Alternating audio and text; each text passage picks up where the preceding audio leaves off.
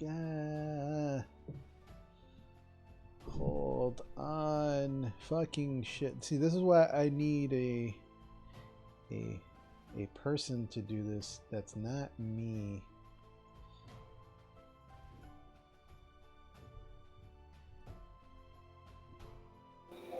What's that? Like the OBS stuff. Like just adjusting on the fly and, taking care of like little things as they pop up, cuz my mind, I see it automatically and I go, "Oh fuck, I got to fix it." All right, like a couple people were off center. I just had to fix them. Alrighty. There's another off center. Sorry. I'm so sorry.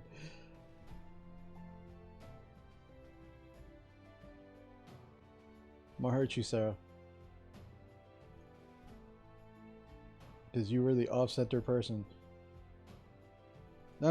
You're good. You don't move. It's not you that has to move. It's me that has to do shit. Off-centered pain in the ass.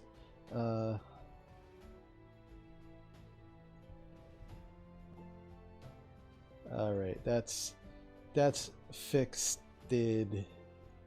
Somewhat. Okay. All right. Let's lock this preview. So no more crazy shit keeps happening.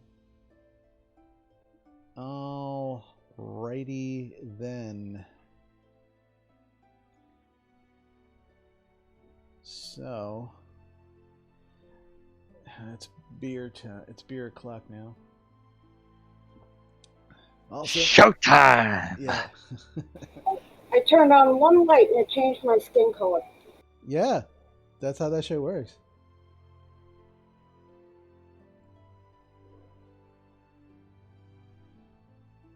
Alrighty.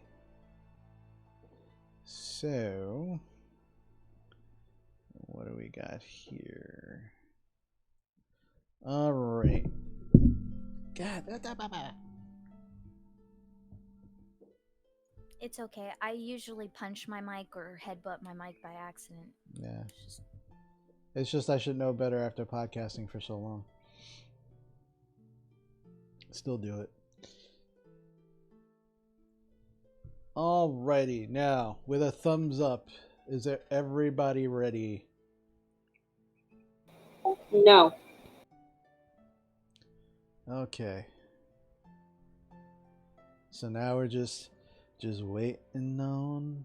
All right. So just so you guys know, one of the things I don't want to do, and it's a very lengthy explanation as to why I don't want to do it, is I don't want to say my name on the stream. So I figure you guys want to say your names. If you guys slip and say Chris, I don't give a shit. That's fine. But I was thinking about it. I was like, well, what the hell do I call myself? I was trying to come up with like some kind of pseudonym or whatever. So I figured, I was like, on the screen it says the DM.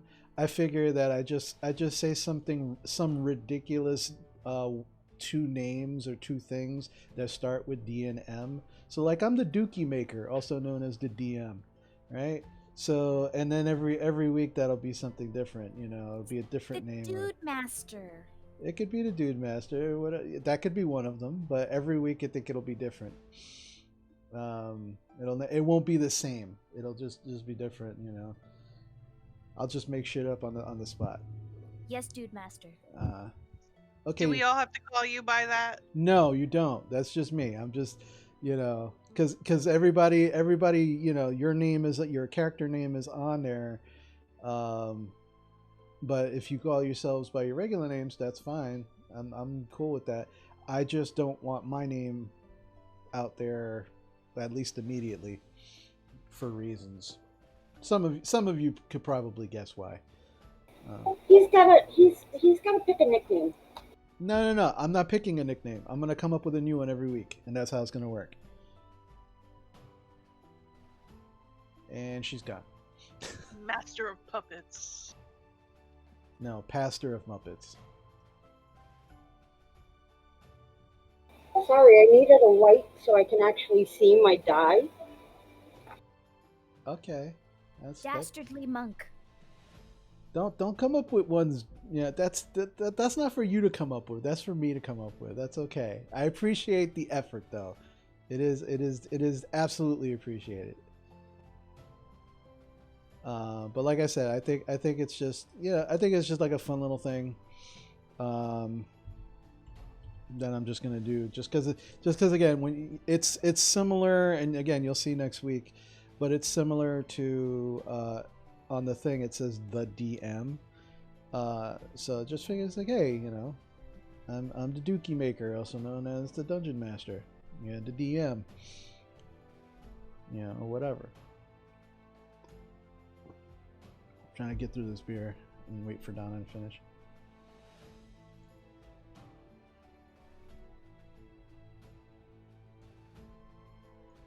And then just let me know when you're ready, honey. She gave a thumbs up. Oh, okay. I didn't have the screen up, so I didn't see it.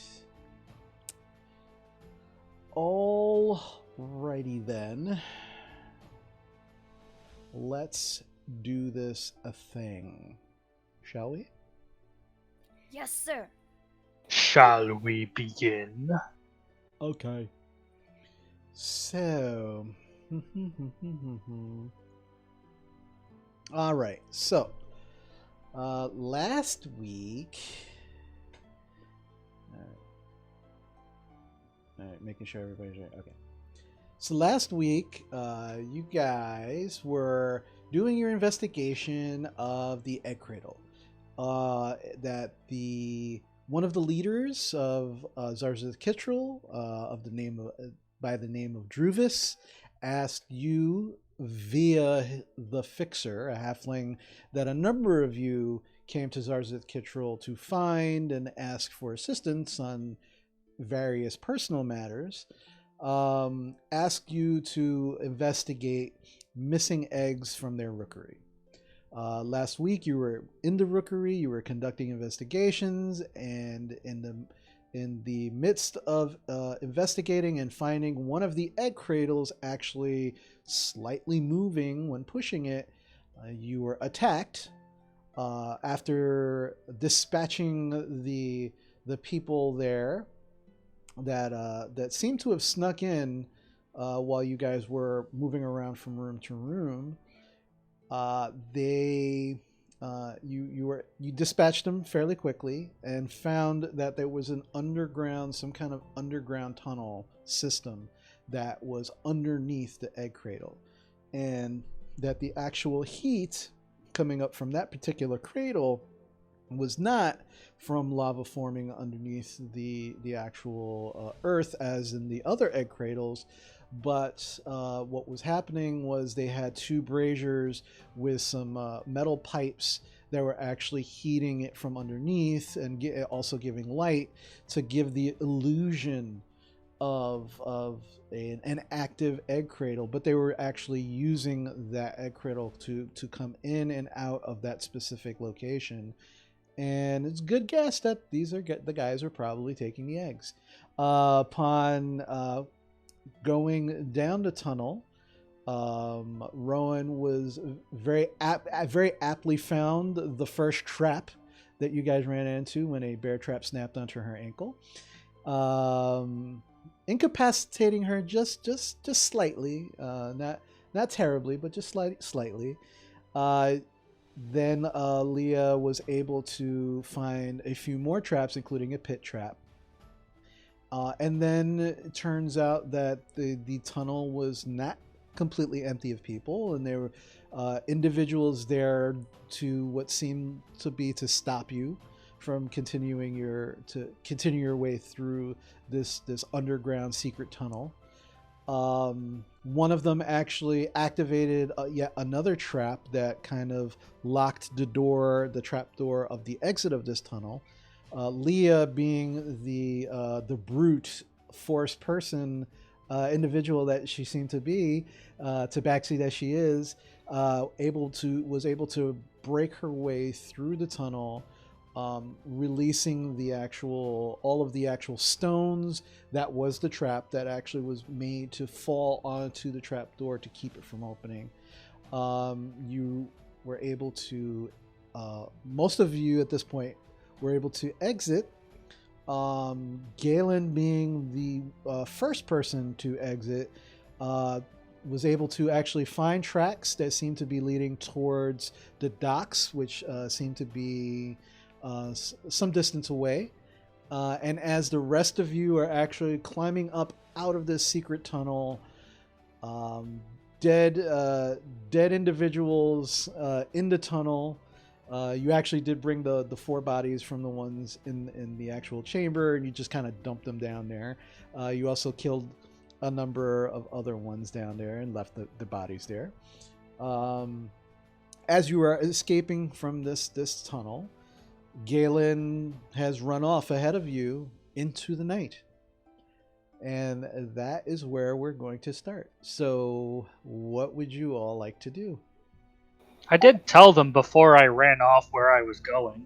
Oh yeah, no, you told them and then ran while they were still coming up out of the ground. So you are actually by yourself ahead of the group. I am going to look for signs of his passing and attempt to follow, but I'm going to wait for my party members. Yeah, at this point also, Hope and I think it was Jarena. I don't remember. It was definitely Hope and someone else were actually pulling Rowan up the actual hole because her, while her ankle is not with Bear Trap anymore, she is still somewhat hobbled. So she was having a hard time getting around and getting up. So Hope and someone else, I don't remember who it was. If I remember correctly, it me. was Leah. Or, yeah. Okay, it's Phoebe. Okay. So yeah, so at this point, this is where we're at. Hope, you said you wanted to kind of see which way Galen went. You did hear him, but you want to see which way he went. Yes. Yes. Okay, so roll a survival check for me, please.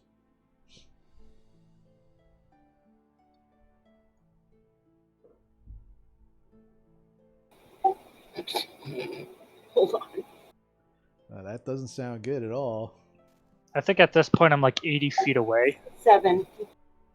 7. You saw him disappear in the dark, but he's like really good at it. So you're not entirely sure which way he went.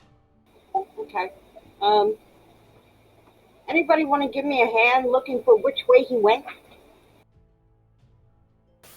I'll go with you. I told you, south. Yeah, You told us we were going south. All right, Leah, do you see any signs of where he actually passed, so we don't get lost? Can I look around and see if there's any traces of him? Yes, you can. You can also roll a survival check for me, please. Nat 20. That for a total of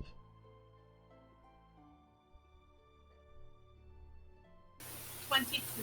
22. Yeah, you definitely, as Galen was like, I'm going south and ran away. You didn't, again, he's really good at what he's doing. He seems to be very good at disappearing in certain instances. But you look down and you can kind of see where he actually ran off towards. But in addition to his footprints, you can also see what seems to be 2 sets of footprints, also moving in the same direction. I'm going to relay that to Hope. Hope, there's 2 sets of footprints with him, so we should be careful. All right, so maybe we go along stealthily and just make sure we don't get jumped. Sounds good to me. Okay, so the rest of you are going to be, are you going to be following? Yeah, I'll be the last one. I'll be behind. Okay. I'll catch up with you guys when you make it there. Yeah, Rowan, you're at half speed for the next 45 minutes. It was an hour, but there was the fight down there, and you figuring stuff out. So about 45 minutes. What if I was helping her? You would be slowed down by her. You are only as fast if you can absolutely help her, but you would be between the two of you, you would be as fast as the slowest person, essentially, because you're helping her. Think of it like almost combat rules where, when if you're actually pulling someone or carrying someone, you wind up going half speed. So you're kind of like, you can definitely help her, kind of, you have her arm around your shoulder and you kind of be on the side where her ankle hurts, but you're only going to go as fast as she can go. Okay. All right. So, everyone except Galen, are you guys moving stealthily? Because you're definitely moving slow. Yeah. Okay. So I need everyone except Galen to roll me a stealth check, please.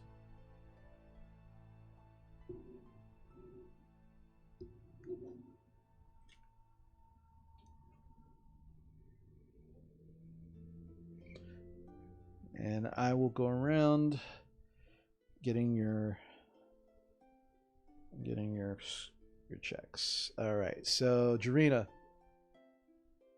12. 12. Rowan. 19. 19. Hope. 19. 19. Squall. 13. 13. Leah. 22. 22. Phoebe.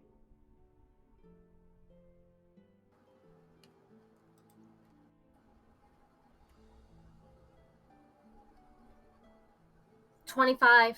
25. Alrighty. So you all feel pretty well hidden, and you kind of start making your way in the direction that Galen is going. And you can absolutely see, as you all break through like this heavy growth and bushes and small trees that seem to actually be surrounding this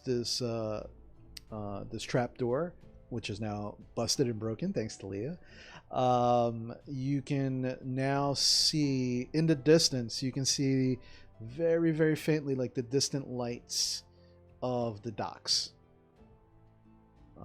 and some of the ships. It doesn't seem to be too far. Galen, now we come to you. All right, so you're moving. Oh yay! Oh yeah. So you're moving. You're ahead of the group. I want to say you're probably a good 90 to 100 feet ahead of them. How are you moving? Are you moving quickly? Are you moving stealthily? Well, what is Galen doing right now? He is moving quickly, but in a way to kind of like be like light on his feet, so that he's not like sounding like a drunk man just like barreling into the void. Okay. All right. So he's trying to do a little bit of both. So I like if I'm able to do it, I'll roll a stealth roll with a disadvantage. I'll be fine with that. Well, you can't move quickly and stealthily. Like that just won't work. So you have to pick one or the other. So which one? What would you? I mean, I know you're trying to be light on your feet, so you could be moving like at a normal pace, and then you wouldn't have to roll for stealth. But then at the same time, you are less stealthy. It's up to you. What would you like to do? I think I'm gonna move quickly. I want to catch up to these guys before they alert. All right, so you're moving at a fast pace. Yes. Okay. All right. So you're gonna quickly outpace the group that is following you. I plan on just being a distraction for the guys until the group catches up, pretty much. All right. Make a perception check for me, at disadvantage because you are moving very quickly, trying to get speed up.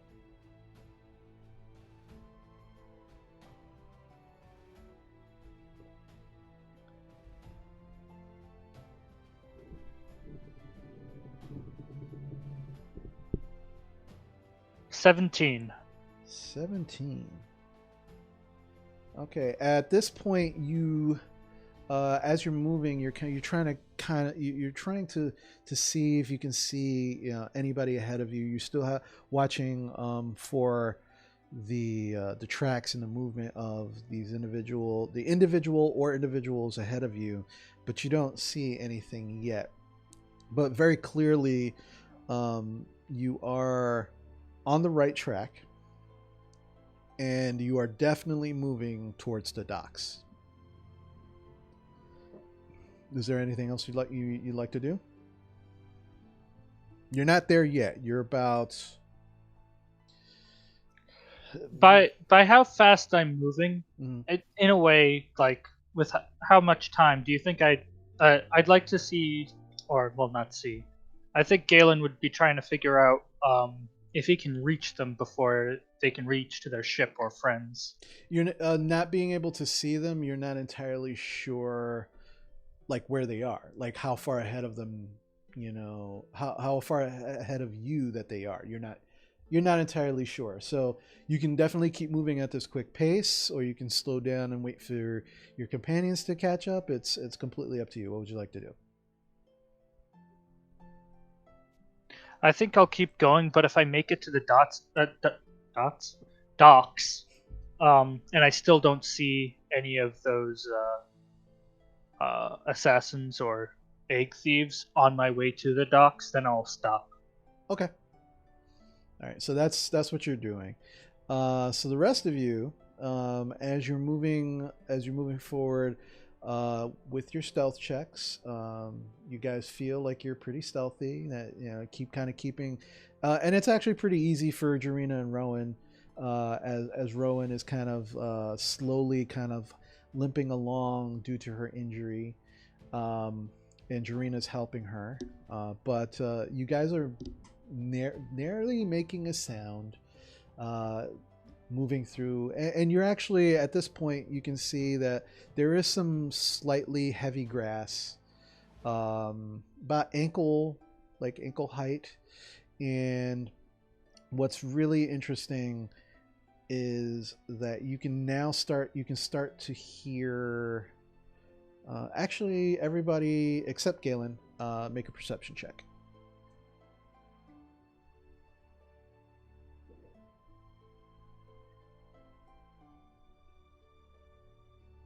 All right. Jarena. Perception is 10. 10. Rowan.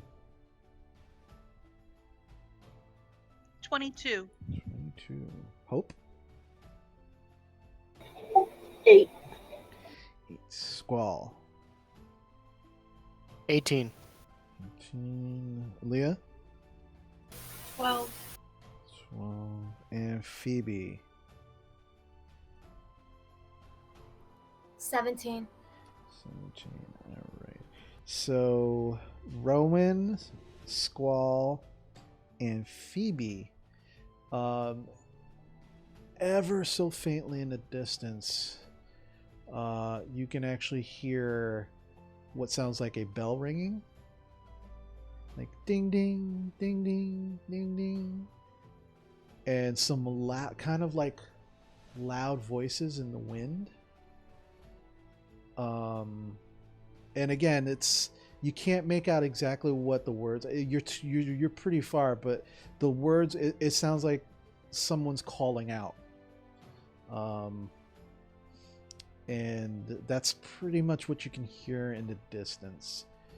Galen, you can actually hear the bell, but since you're moving at such a quick pace, and your perception was not that great because of it, you don't hear the actual voices, but you can definitely hear the bell. And it's just like a quick succession, ding ding ding ding ding ding, and then stops. All right, Galen, you have moved, since you're moving still at a fast pace, you've moved up another 80, about 80 feet or so. I do want to remind you all that at this point, just you know, just for a reminder, you guys have not taken any kind of long rest. You have taken a short rest at while you were at the inn before now. Just a reminder. Just reminding everybody. All right, so Galen, you've moved up a little further. Make another perception check for me at disadvantage.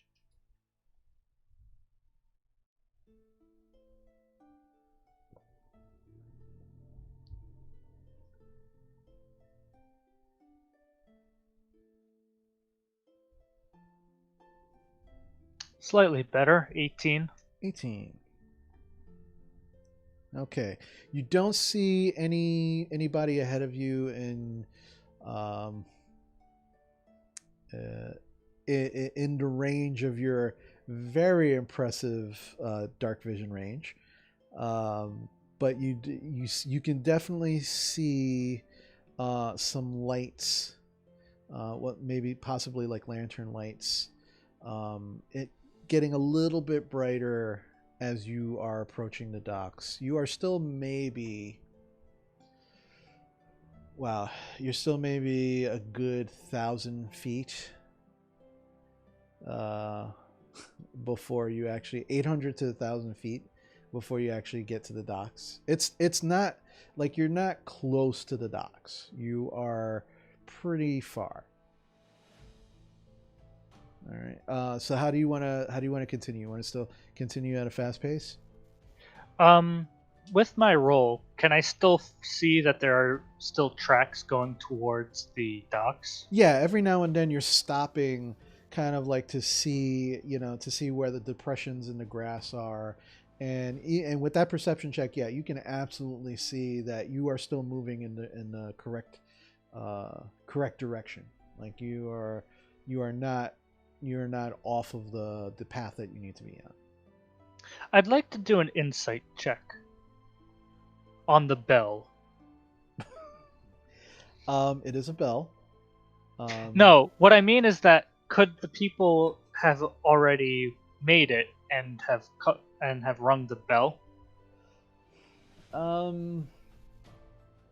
It's not so much of an insight check, because insight is more like you're trying to get an impression of either individuals or a situation that's happening around individuals. You are by yourself. As far as you're concerned, it is a bell ringing. If you'd like to think that maybe that has something to do with what's going on, you're free to think that, but I'd probably say for you, what's your passive insight? That is a thing that you actually have on your sheet. So this will actually help me out a lot. Would that be wisdom? No. You have there are a few things like your passive perception. I see it. It's a 15. 15? I'd say with your passive insight, you pretty much get the impression that maybe that bell ringing has something to do with the current pursuit that you're undertaking at this moment. I think I'm going to continue on a fast pace, but I'm still going to keep looking on the floor and seeing if the tracks still go to the docks, but I'm still going to keep going on my usual pace. Okay. I will with the same plan as like stopping on the docks. Like if the tracks still lead to the docks and I'm at the docks, I'll stay and wait for my group. Yeah, they still seem to be going in that direction. All right, so the rest of you are moving along. I will say, let's see, who has the highest passive perception?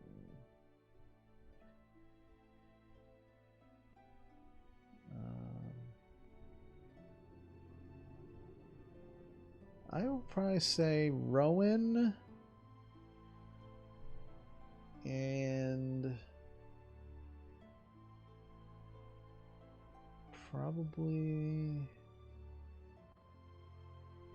Oh no. Okay.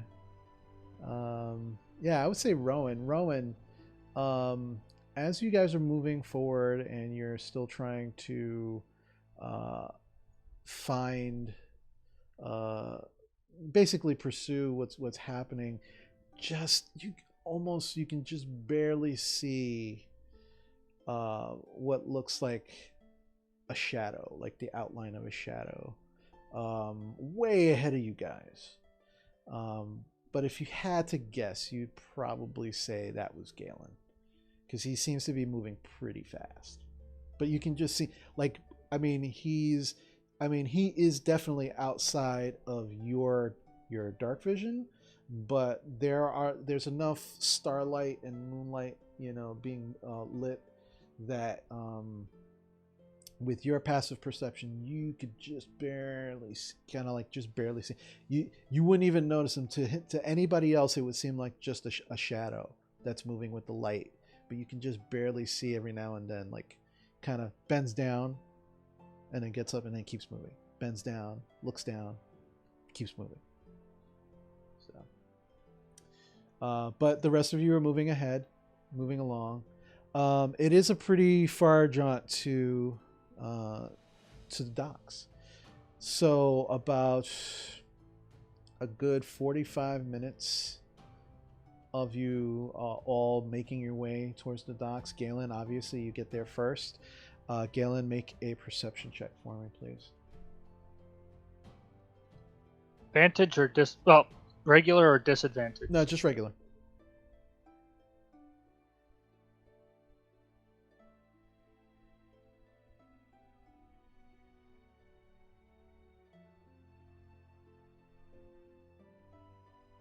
$19. 19. Okay. You as you get you're actually right up to the docks. You're probably maybe a good 75 to 100 feet away from this rather large ship. There, you're kind of behind some bushes and some trees.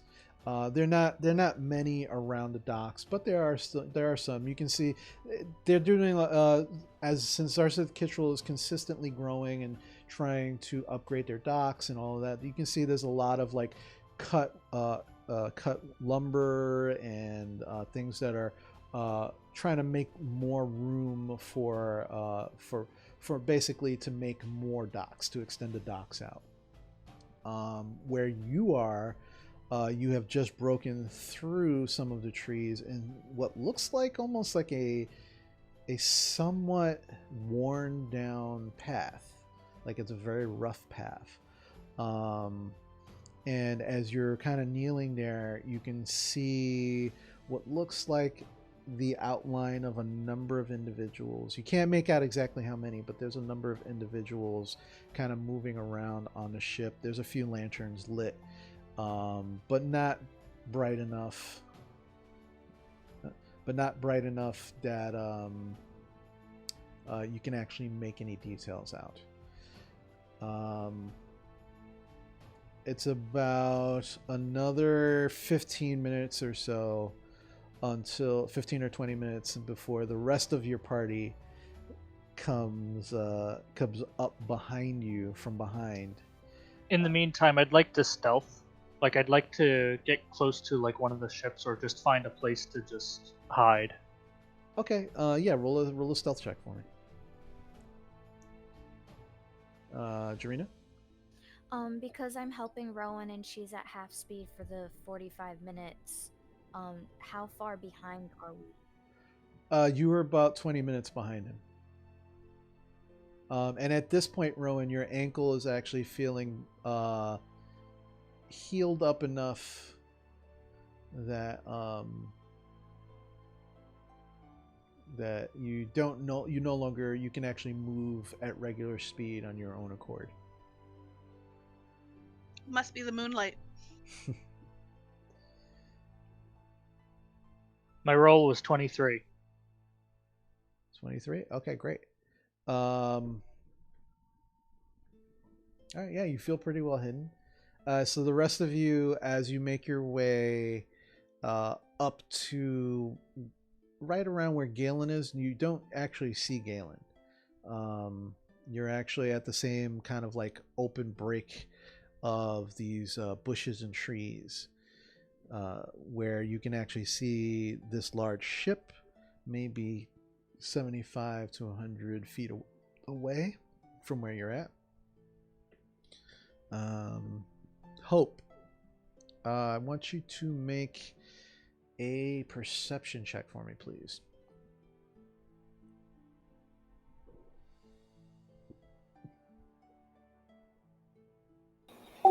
I need a new dice jail. Nat 1. Oh, okay. All right. So for the rest of you, you actually come up and you see this opening and you can see this ship. What would you guys like to do? None of you see Galen. Just FYI. Galen must be on the ship. Should we follow him?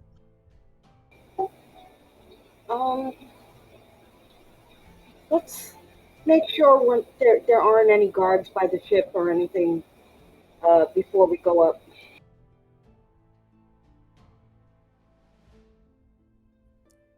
I want to help look for Galen. Okay, make a perception check for me, please, Jarina.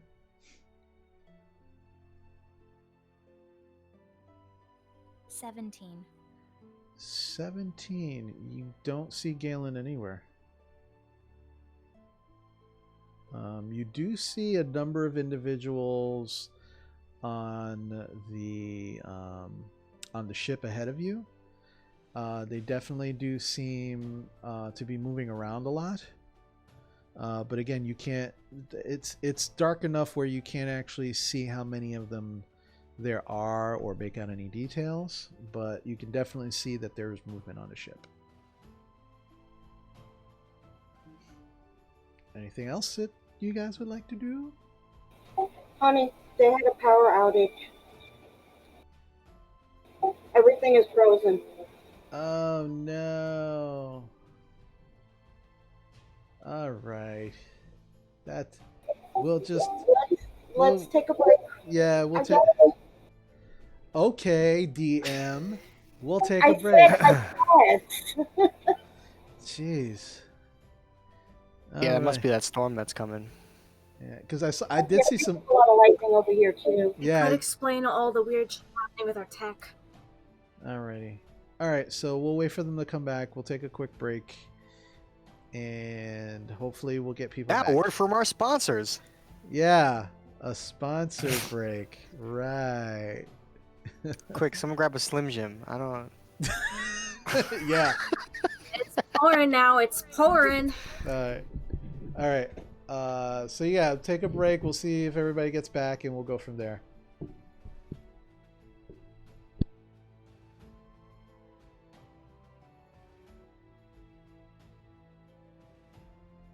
Hello. Hello.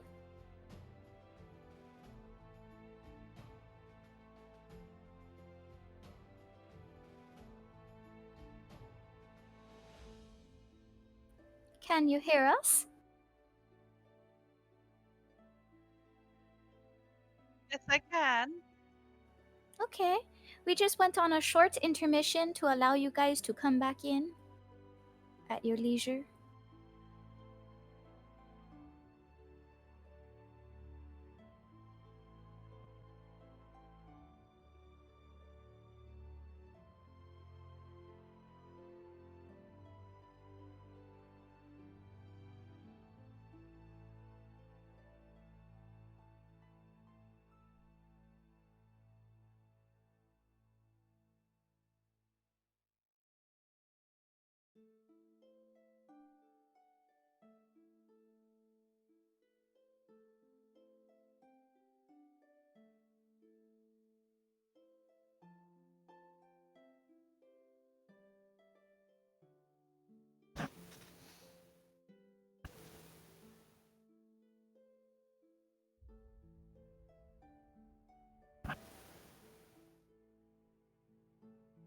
Oh look, I spy a drow.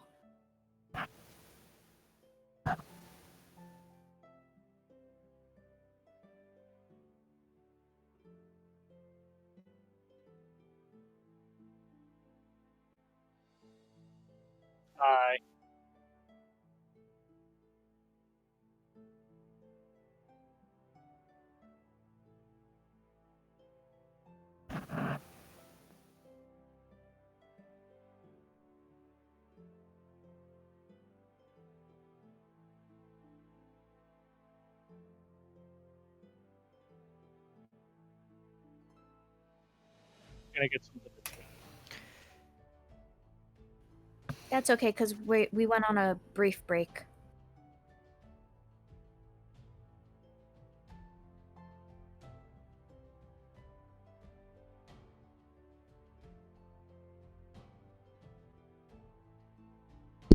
Who we missing? Allie. Okay, yeah. So Therese is gonna get a drink. Okay, no worries.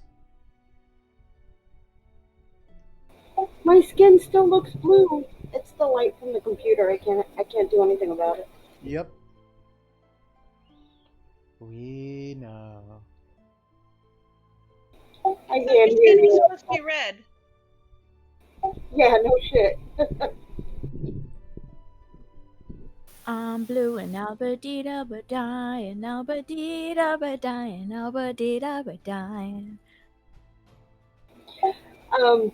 So Lauren and I were actually talking about being our characters for Halloween.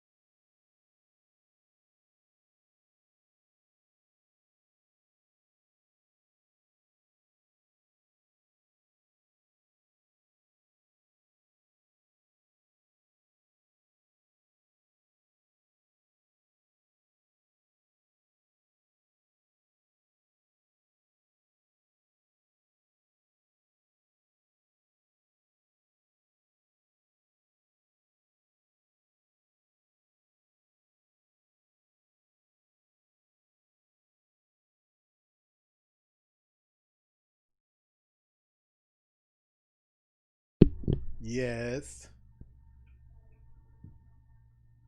Okay.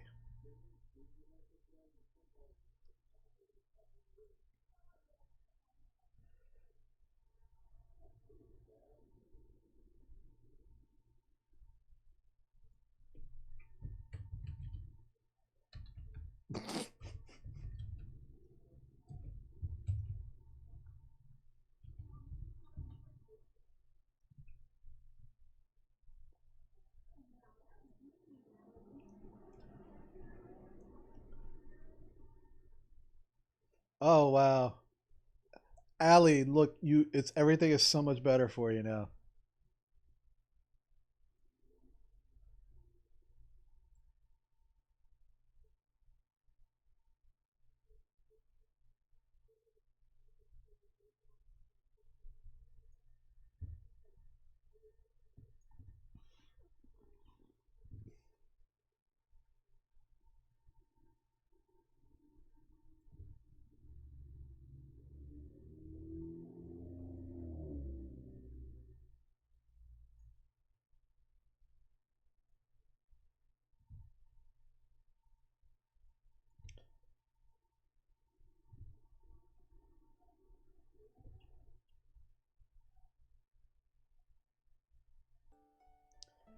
Yeah. Okay. And it Sure. turns out one of them is gay, so we should start listening to them in support. Sure. No. I'm And I'm gonna gonna drink use my the cactus juice. bathroom. No, we all just got back. Fuck. It just takes one person. Just one. Just one. I think the combination of Sean's green screen and the blue on the background of Groovy is what's giving me that weird bluish green glow. Yeah, man. Yeah, it's like that hippie stuff, man. Are you guys still getting an echo of your voice in the background, or is that just me? That's just you. Just you. Yeah, you're actually a little out of sync again, Al, but you're still much better than you were before. So not entirely worried about it. Is your phone connected to Wi-Fi or data? It's on data right now.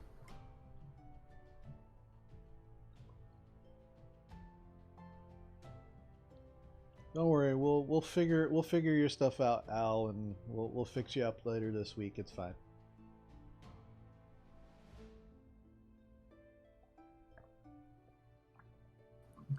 I think Be right back. I think we might actually have to up our bandwidth too. What if she switches where her desk is to where her bed is closest to the door? Oh, that would definitely be helpful. Just an option. And then if it doesn't work out, you could always switch it back. It's up to her, but you know, we'll figure it out. It was so much work to move the damn frame in the first place.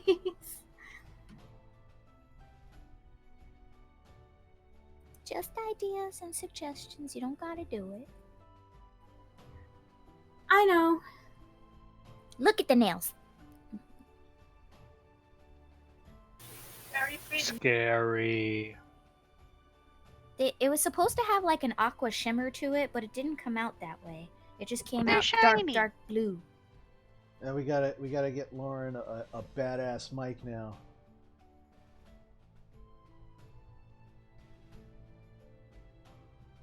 Yeah, that's right. I'm gonna be picky.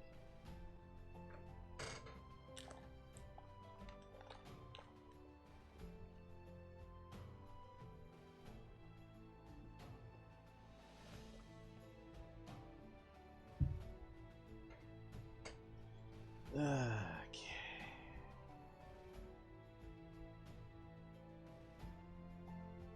Can this count as a short rest? No. Aww. It's a nice try though. It's a long rest.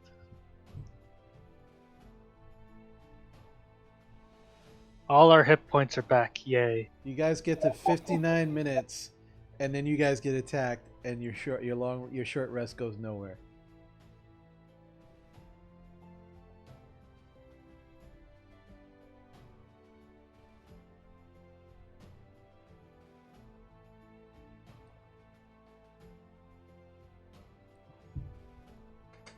And then we lost Sarah. God damn it!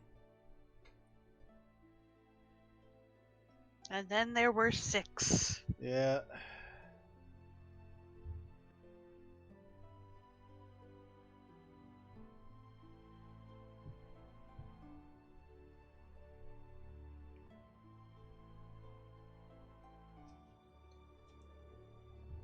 Oh, Groovy, you're the most useless person in this Discord. What happened? Nothing. I was saying how Groovy is the most useless person in this Discord. All he does is play music. Come on, pick up the legwork, Groovy. He's that NPC bard that just follows you guys around. He Toss doesn't. a coin to your witcher. He doesn't help you guys out at all. He just kind of watches the shit that you do, writes it all down, takes pictures, takes notes and shit. That's it. Brave Sir Sir Ro- Robin. Moral support, that's No, with music. no, not even that. He just stares at you while he plays his music. Yeah, it's really disconcerting. Groovy the Bard, yeah. He just kind of stands there and you talk to him and he doesn't even acknowledge that you're talking to him. No. What's creepier is that he stares at you with giant, bulging eyes Mm-hmm. and then continues with his music. Yeah. Like you're not even there. But clearly he knows you're there because he's taking notes.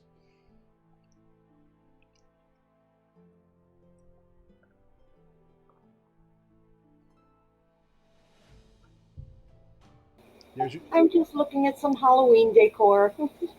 Yes, Ghost. Yeah, you have a white face. It's just completely gone. Completely washed out. It's a faceless tiefling. Now that's terrifying. That would actually be very terrifying. It's like the face stealer from Avatar. That weird spirit that steals faces. Oh, yeah. Oh! God damn it. Fucking chair.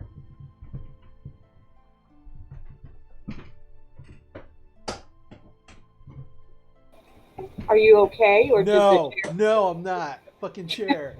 I don't need your pity. You ain't getting my pity. Whatever. You see, I'm laughing at you, right? Yeah, shut up. I pity the fool. I oil this goddamn thing, and I move to the left, I move to the right, the chair farts. I can't win. Don't blame your flatulence on the chair. Look, I will absolutely take all the credit for my own flatulence. Thank you very much. I don't need the chair's assistance. Ooh, honey, you would love some of this stuff. I'm looking at the Michaels website. They are not a sponsor. Stop saying their name.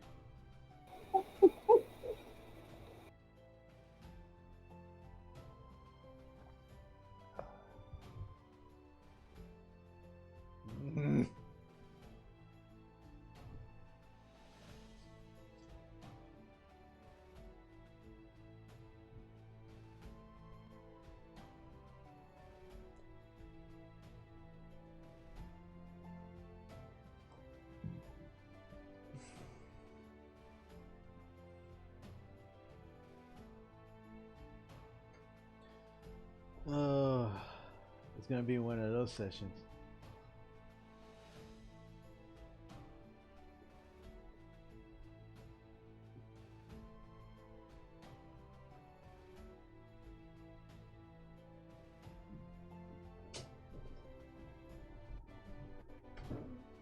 What's the matter?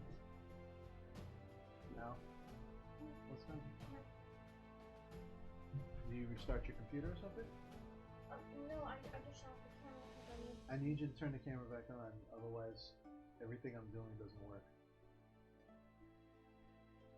Sorry. You're still, we can still understand you, and we can still hear you, and you're just a little out of sync. That's fine. Just please keep the camera on. God damn it.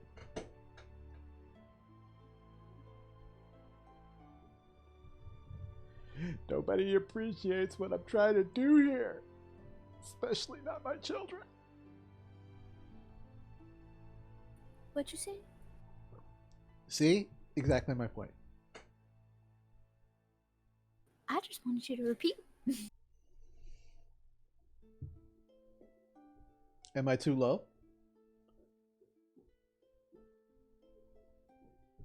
No, it was gonna be what you talking about, Willis thing. Ah.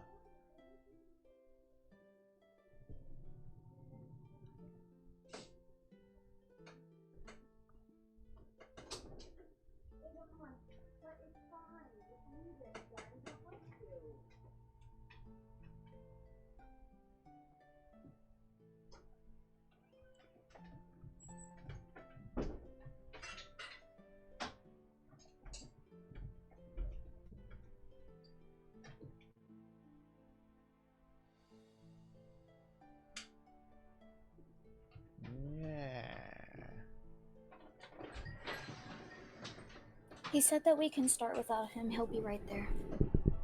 Well, Allie is doing something, so we have to wait too. Okay.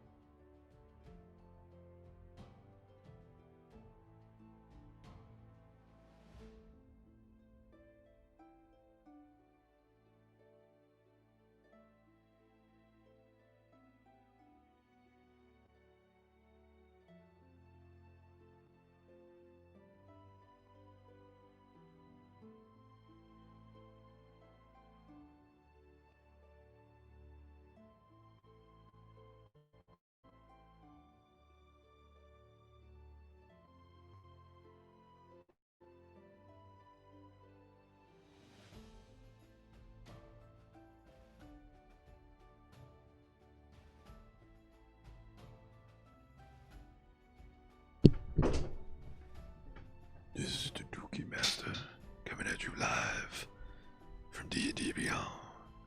Oh yeah.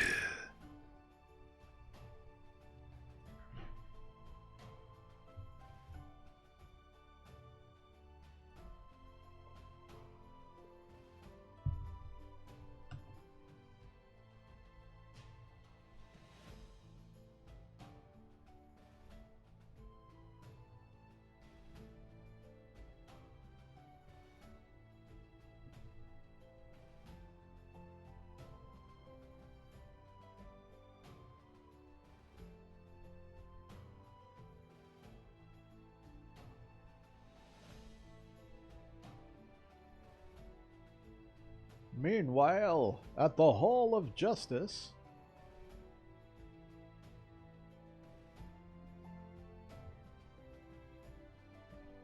Just gonna keep doing crazy shit like that till everybody comes back. Sounds good.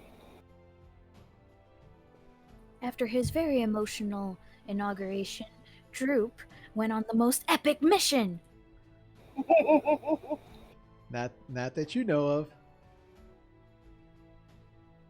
I don't think we'll ever know. I feel like he should have his own comic book, like in the 1960s style of just Droop and his magical adventures. That's so cute. It's like the little goblin that he just got on the wrong wagon and then just drove around with these crazy people. And it's just like, okay.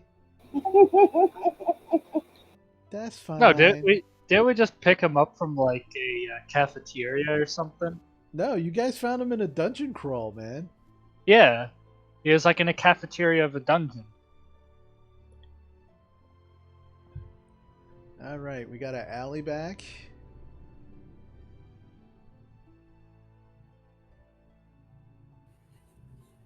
As long as Allie's ready, we can start again. Alrighty. So, you guys.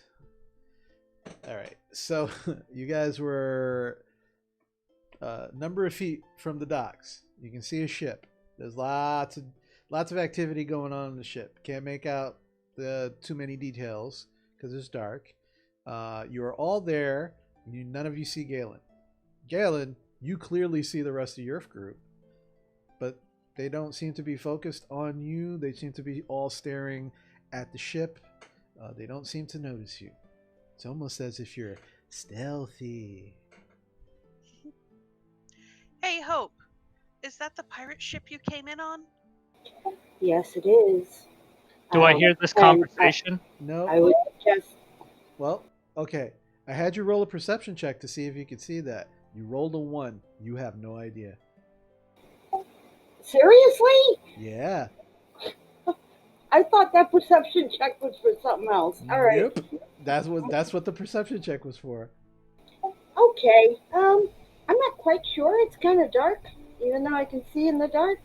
But there is apparently no moon tonight, and it's a lot darker than I expected.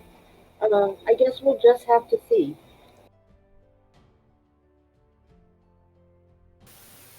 Okay. How dangerous were the pirates that you sailed with?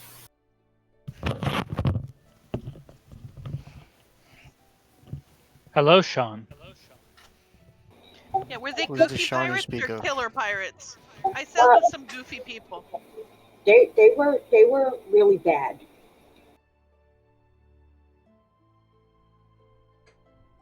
So stay hidden. Gotcha. Yeah.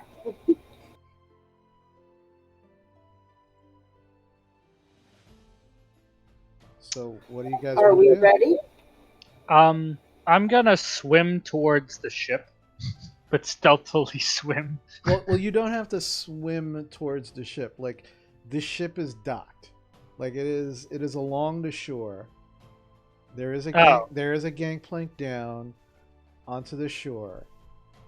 Okay. Yeah. You don't. Yeah. I mean, if you want to jump in the water, yeah, let's do it. Let's go for it. Yeah, hell yeah. Why not? But yeah. Will I reach the ship if I do? In a roundabout way, you will. You could actually walk right up onto the ship and be perfectly fine. Would I be spotted though? It depends how stealthy you are. Yeah. That tricky stealth. Well, I have a pretty high stealth roll, but yeah. I'm going to look and see if there are any guards, as quietly as possible. You rolled a perception of 1. All right. I get that. Yeah, so you're. Does anybody else want to check and see if there are guards? All right, wait. I will. I want to wait. I want to make something very, very clear. All right. You start rolling for new things when new things happen. Okay, so you came up on the ship, and you all rolled perception checks. Some better than others. Unfortunately, Hope, you rolled a 1. So okay, I get it, dear. Okay. Thank you. I love you. I love you too. So when something Who new rolled happens, a high enough perception to see if there are guards? Rowan, did you see any guards? I'm just gonna walk to the ship stealthily. Okay. Do I see guards? Hold on. All right. So Galen, roll another stealth check for me, please.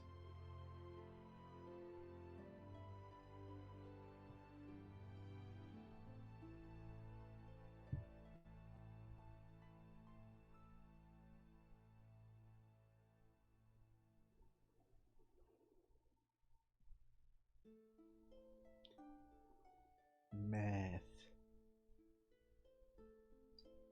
20 non-nat. Okay.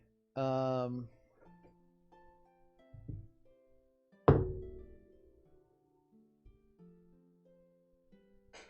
right. You stealthily and slowly make your way towards the ship. Rowan, roll me a perception check, please.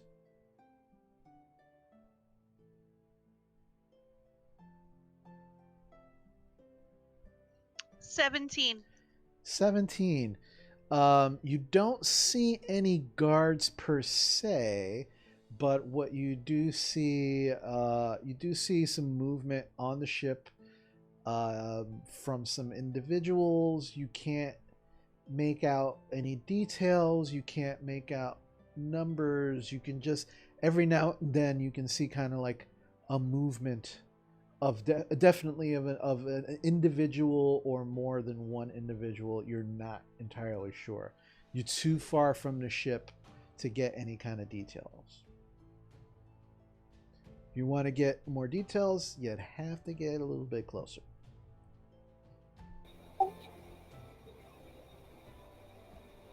So what do you guys want to do? I know Galen is walking up to the ship, and we'll get to that in a minute. But what do the rest of you want to do? What do you want to do, Rowan? I want to go up to the ship. Okay. I'm gonna follow Squall. I'm gonna follow Squall as well. Oh, what I was don't know that? what that was. Is somebody? Having very conflicting I'll follow as personalities, well. so they have something. That's It's coming from only- you, Daddy. Yeah, it's only on your channel, babe. That's weird. Maybe an advertisement from a webpage. So That's from me? Yeah. I thought that was coming from Allie. Yeah, that's not me. Allie has push to talk too, so there's uh-oh. No, it was Allie, see? What's the matter, Al? What was that? Come on, fess up. My Busted. phone, for some reason, Gotta blame the Turned Dookie on, Master. I see how it is. no, it decided to turn on my YouTube, and I don't know why. Uh-huh. I see how everybody was about to jump on that blame the DM, train. I see how that shit works. All right. Groupthink is serious. Yeah, I got you. Allie was gonna let me take the fall for that shit. I know. I saw that. It's all good. I didn't even know it was me. I had my headphones on. Sure. Okay. I'm gonna go with Squall up to the ship if anybody else wants to follow us. And I would like to go stealthily. All right. So I will stealthily follow in the back. All right. So the question is there anyone not going to the ship? Okay. Galen already rolled it, so I need everybody else to roll me stealth checks, please.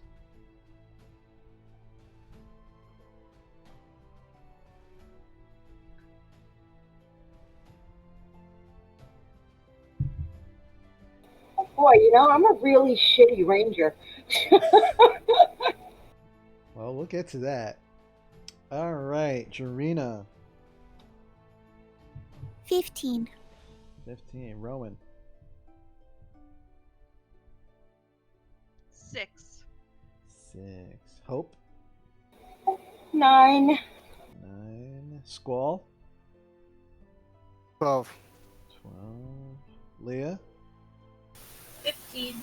15. Phoebe. 24. 24. Alrighty.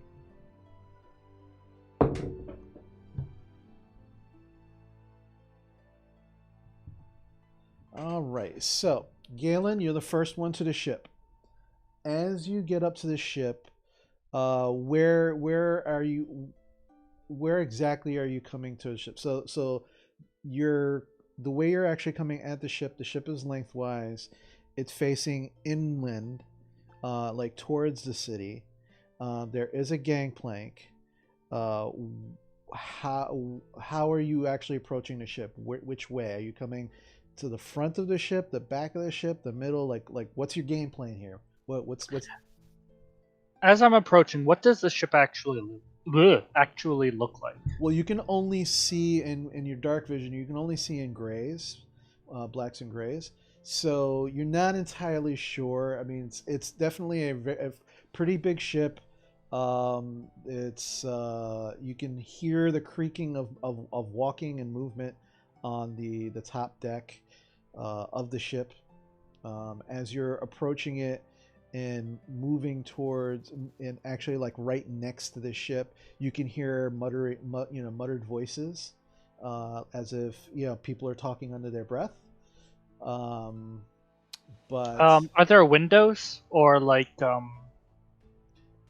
there seems to like be there's no portholes, there's no windows that you can see, but there are these square openings that are actually currently closed, where the cannons would actually stick out of, but currently they seem to be closed. And then what? there's a gangplank. All right. Can I with the plank? Can I actually get to the rear of the ship? Like, see if there's a way in through the rear? Yeah, you make your way towards the rear of the ship. It is a little higher up. You could climb up if you like. It's there. You have a number of options. Do I see a way in through the rear? That's what I was asking. Make a perception check for me.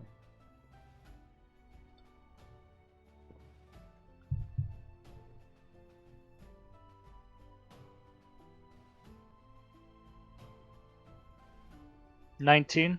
19. No, you can actually see windows way high up on the very where the top deck is. There seems to be an extra there seems to be like an extra deck built on top towards the back. It's a little higher than the rest of the ship, and way up top, maybe another 40 or 50 feet up, there are definitely windows. From where you're standing, you can't. They seem to be closed, but outside of those windows, there are no windows like lower. All right. I'd like to look through, like, see if I can open the cannon doors. I'm not gonna go in. I just want to see if I can look through the ship or if I'm able to open those. Okay, make another stealth check for me, because now you're moving from one end of the ship to another part of it.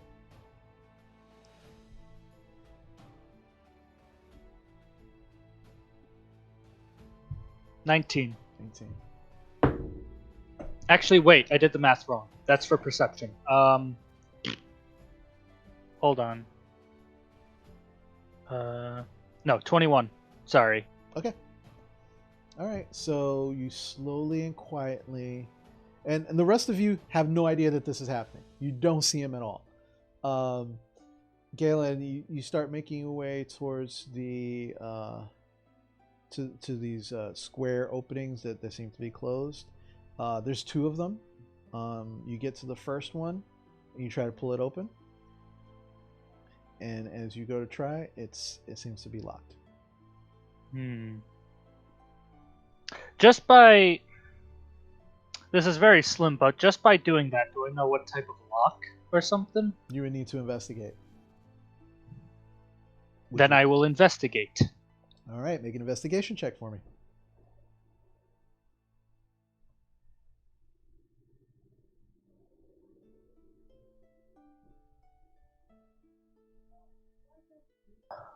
$13. 13. You are unsure how this is how it's locked. There is a little bit of give to it, but you're not entirely sure how you would go about opening this, because you don't have thieves' tools. It's not something that you're 100% sure how you would do it, but you can't tell how it opens or closes or locks. It's definitely on the other side. Whatever is locking this is on the other side of this. Are any of my companions back? Yeah, so as the companions start moving forward, you slowly start making your way towards the ship, and Rowan, that ankle that got bear trapped, you start walking and walking, and just a twinge of pain just happens, and you just kind of just like kind of call out just slightly as you walk, as your foot hits a stone, and then you all of you hear, "Hi, you hear that? What was that?" I need all of you to roll initiative, and I am going to get the battle map. Well, actually, I'm gonna put it together while you guys will roll initiative, and so give me a moment, all right? Yes, dude master.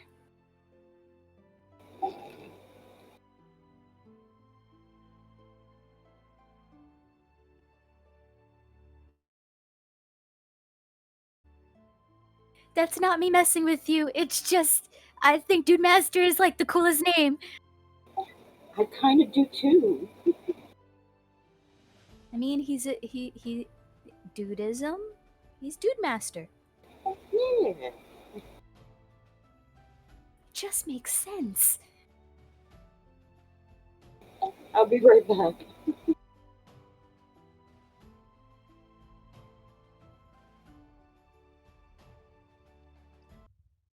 Do you think the Dude Master abides?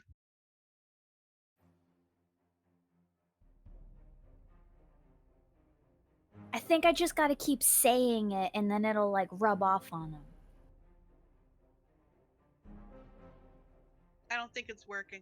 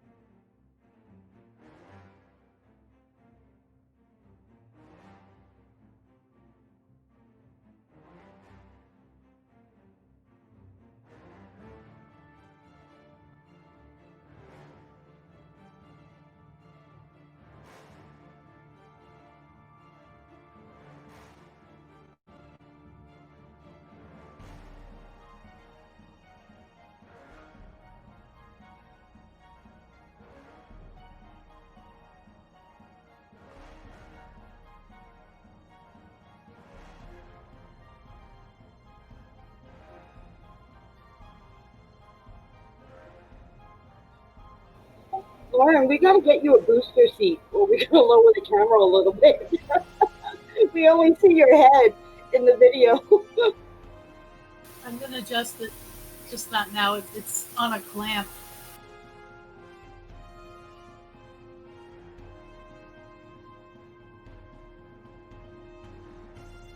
Yeah, I want to make mine a little bit higher too.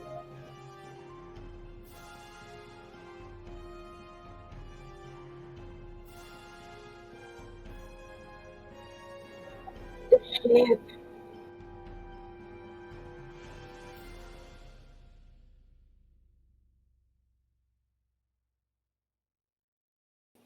By the way, we should mention this is all 3D printed.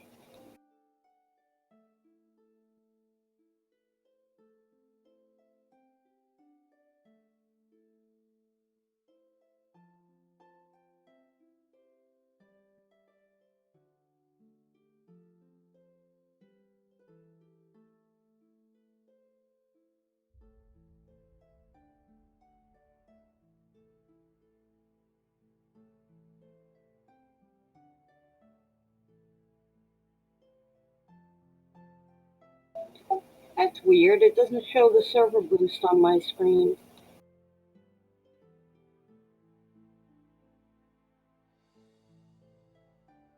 just shows the one I did.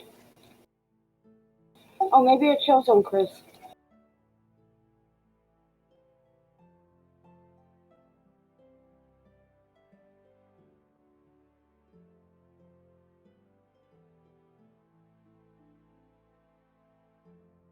When you go to welcome, it's a welcome.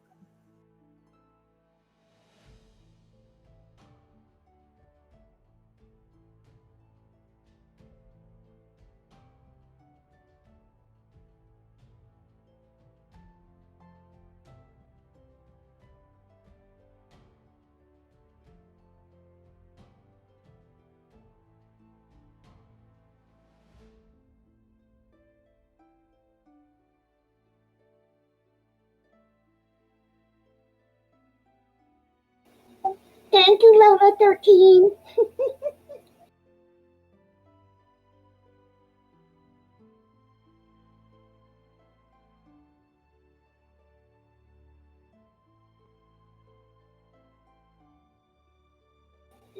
Now it shows.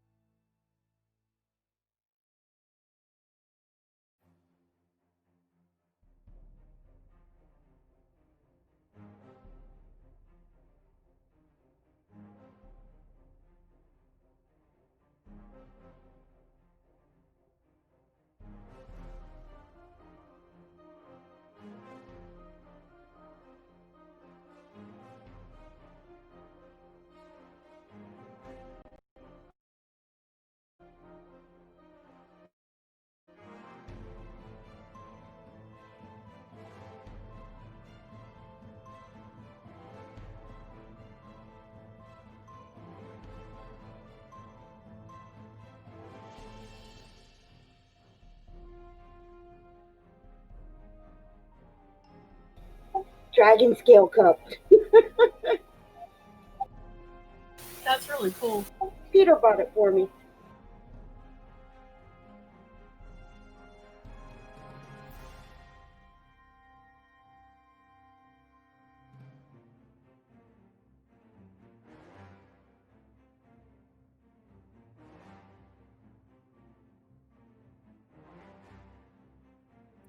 It's very grainy.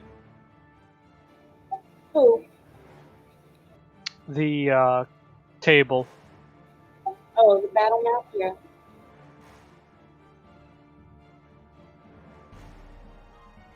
It'll readjust itself soon.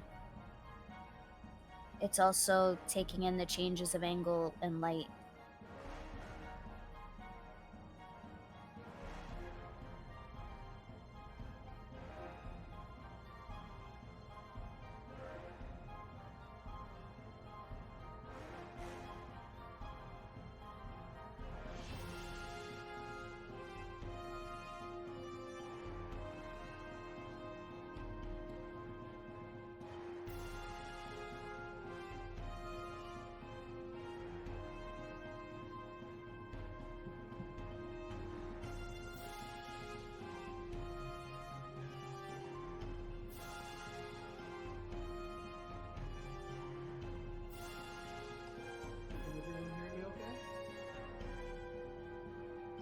You sound far away, but we can hear you.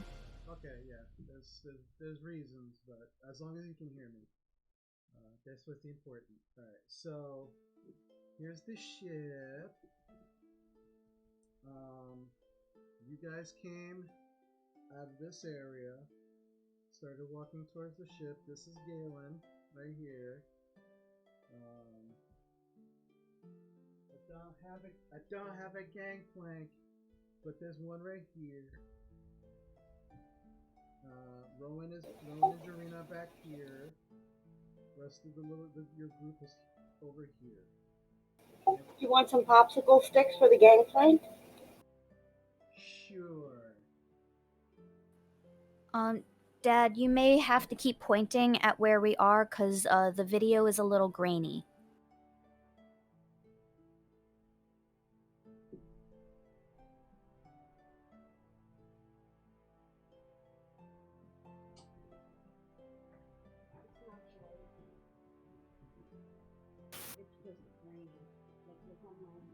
That's fine.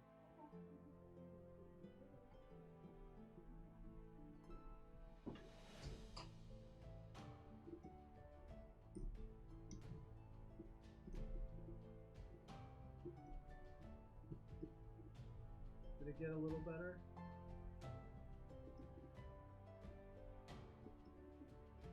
Unfortunately, no. So just when it's each of our turns, just point at us. Okay. Shit. Galen actually came more into focus for some reason. Hope almost just set her cloak on fire. Actually, that was a little better. Yeah, that is better. There it goes. It's clear.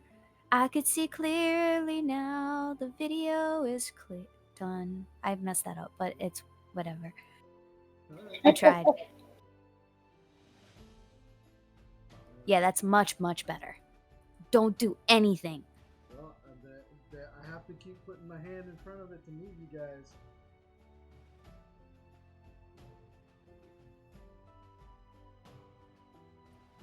That is okay, because even when you just put your hand in front of it, it didn't do anything.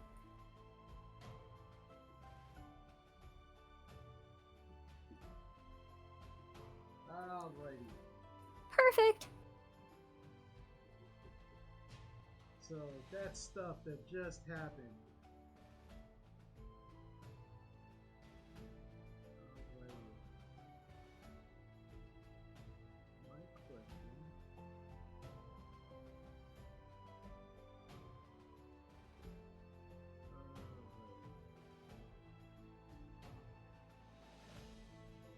Ooh, we're all painted.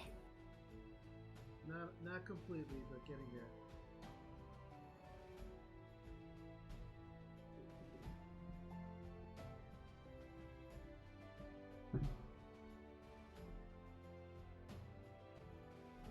What happened to my combat music? That's so weird.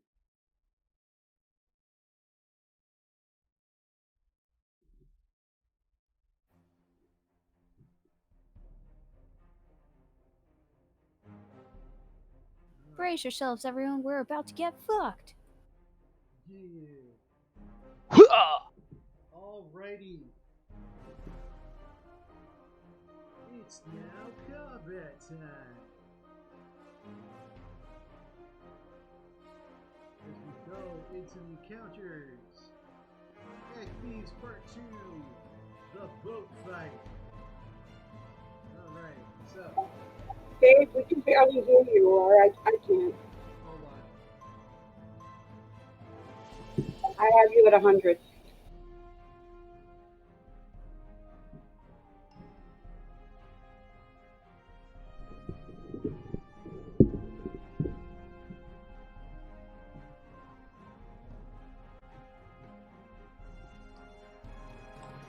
Is that better? A little bit. Alright, so. Initiative. Jarena, what'd you get? 8. Nice. Hope. 12.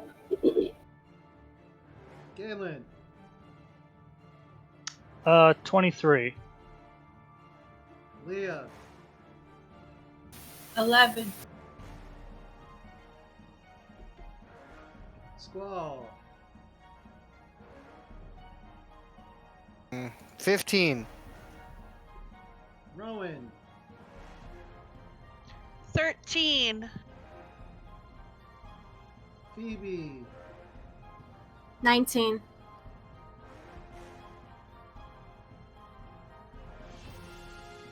Alrighty.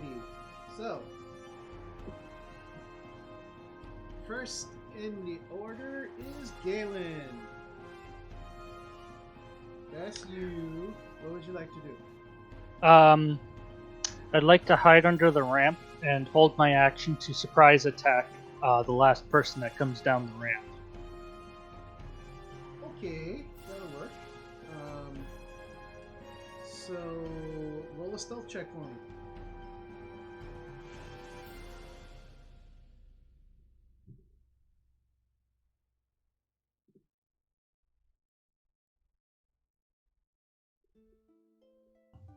$22. 22.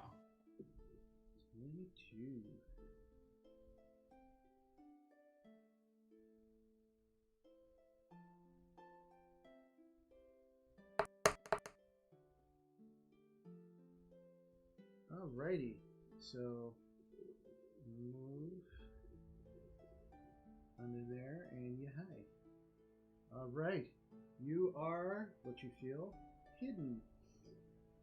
And you're holding your action to attack the last person, the first person that comes down, or The last person that comes down the ramp. Alright. You're not entirely sure how many people will be coming down, but Well, what I'm saying is, like, if there's like a group of people that come down and nobody else is coming down, I'll attack the last person. okay. Alrighty. So next person is Phoebe. Phoebe, you are over here. What would you like to do?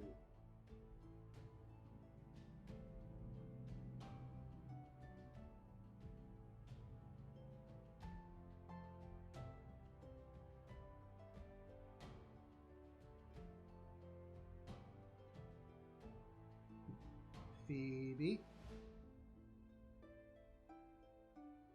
Allie?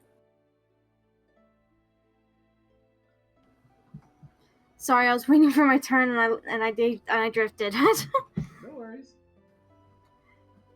Can you repeat yourself? What would you like to do? It is now your turn. Where am I? I can't see myself. You are right here. Honey, don't move the camera anymore, please. Rah. Well, it screwed up the video. It's no longer clear.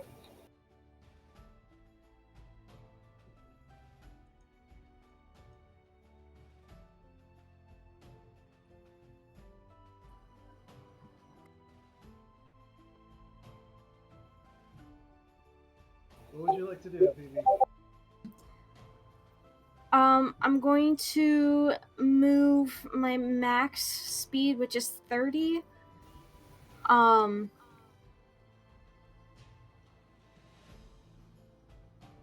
And fire at the first guy near the ramp. Okay.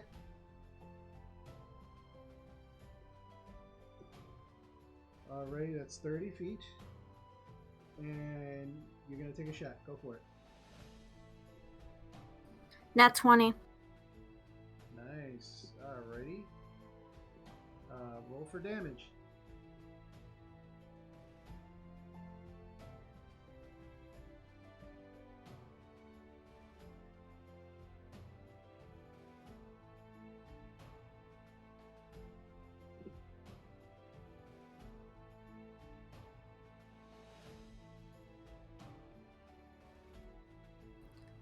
$13 damage. All right, as you aim and you take the shot. You take the shot and you watch as his body just slumps over the railing and then falls into the water.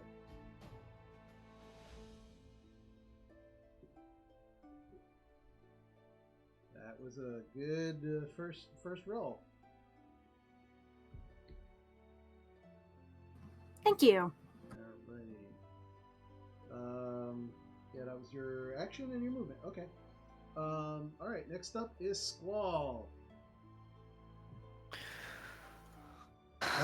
And I am where? You are right here. You're one of the first people to say, I want to go to the ship, so you're kind of ahead Yes. of everybody else. Okay, good. I still have a desire to be on the ship, so I would like to begin my traversal towards the ship. Okay.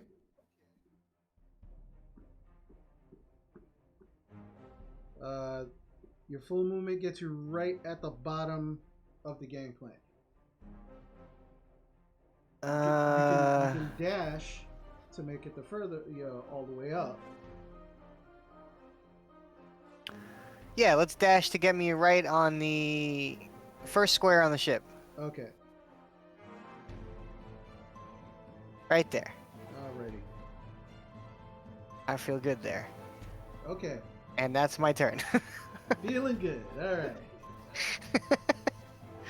Alright, next up is Rowan.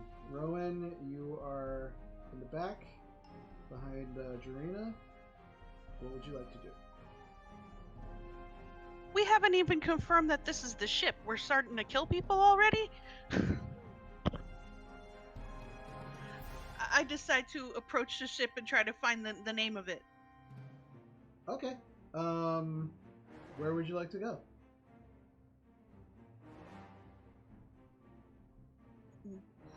Just move me forward. Isn't the name of ships usually on, like right in front of me on the back end of the ship? Mm-hmm. I would actually say roll an intelligence check for me.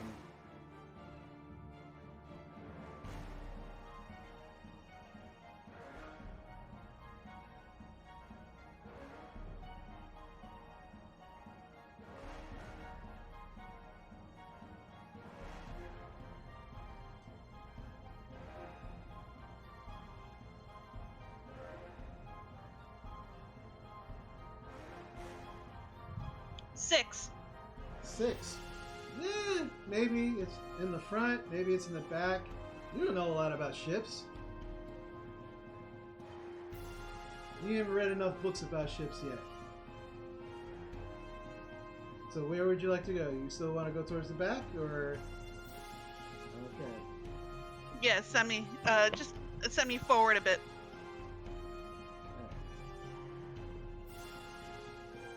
Alright. So you make your way there with your dark vision. You are able to see that the name of the ship is the Titled Wave.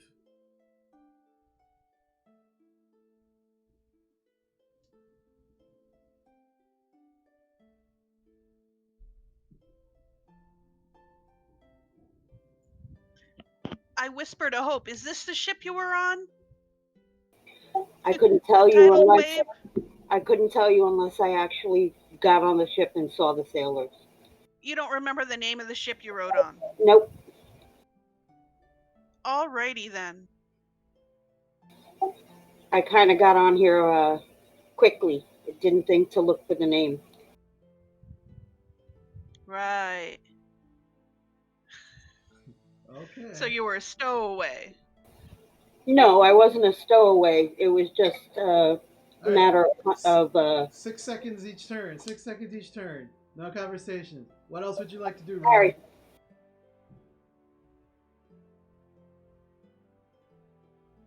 That's it. That was just your movement. You have an action. I'm not sure if we should be just killing people for no reason if we're not 100% sure they have the eggs. Okay. Fair enough. Alright. Next up.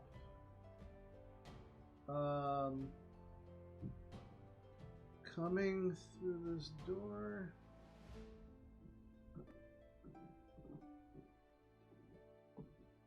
Runs up to Squall. You see Squall a door kick open, and this real large, beefy looking guy, dark skin, black hair slicked back. He's got kind of a red bandana around around his head. Comes running at you. Goes, what the fuck is going? Intruders! Intruders! We're being boarded! And he comes running right up on you. Going to make a multi-attack on you. As he pulls out a scimitar in his right hand and a dagger in his left.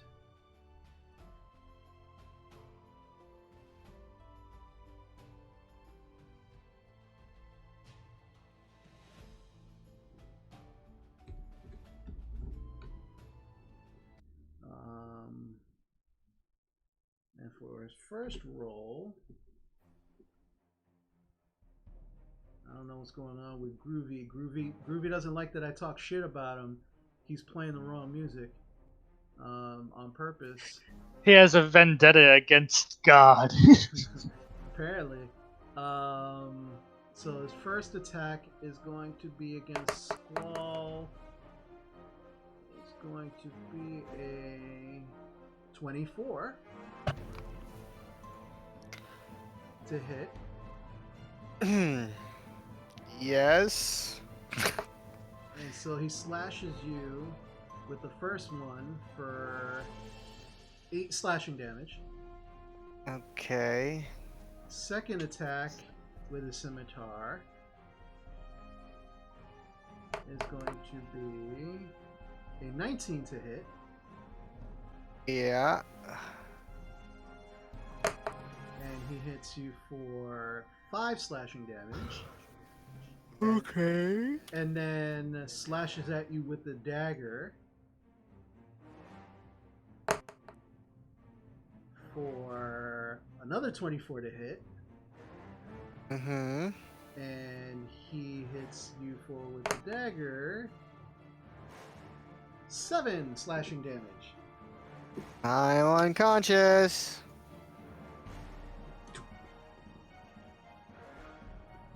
That was a very efficient attack from that man. Yeah. And at the same time he starts screaming, it was like, 2 arms! 2 arms! Alrighty. So that was his turn. Next up is Hope.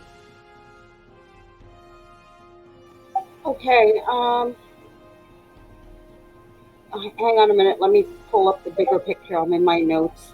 Okay.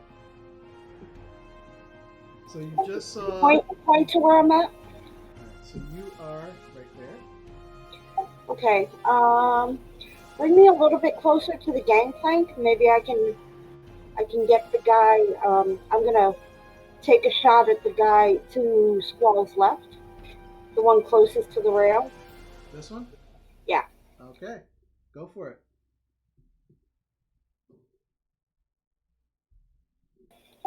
Nat 20. All right, roll for damage. If I can find my damn die. Hold on. Okay.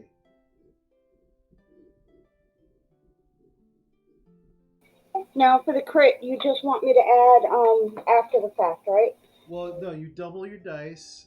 You double, Right. and then you add your bonus.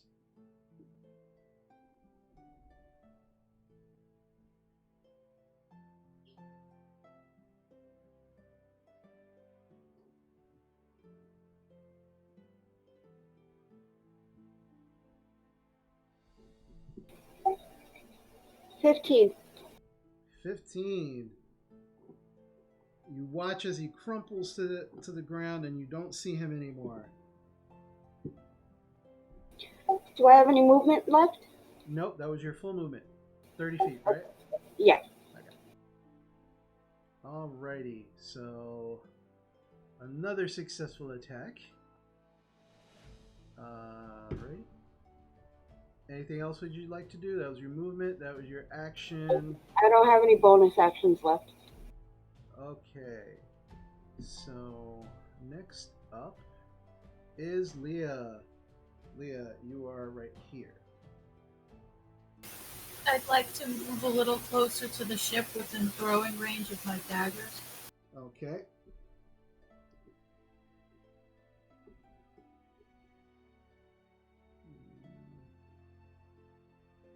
No.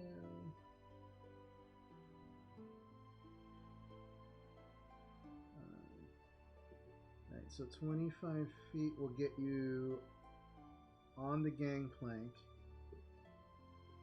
You can use a bonus action to dash up if you like. If I use the bonus action, I can still have an action. Mm-hmm. May I do that, please? Alright. To the top of the gangplank where Squall is. Okay. So thankfully you're just out of range out of both of these guys. And you're right next to Squall, so now you have an action. Do I still get a bonus because he was engaged with Squall? No, to get that bonus, he's no longer engaged with Squall because Squall is on the ground bleeding out. So you won't get the sneak attack for this, just your regular attack damage. Okay, I'm gonna go for the man in black. Alright, go for it.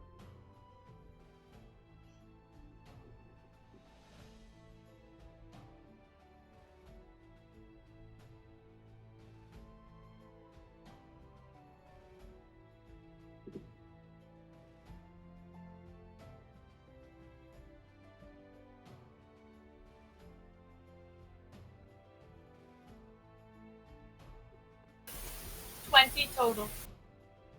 That hits. Roll for damage.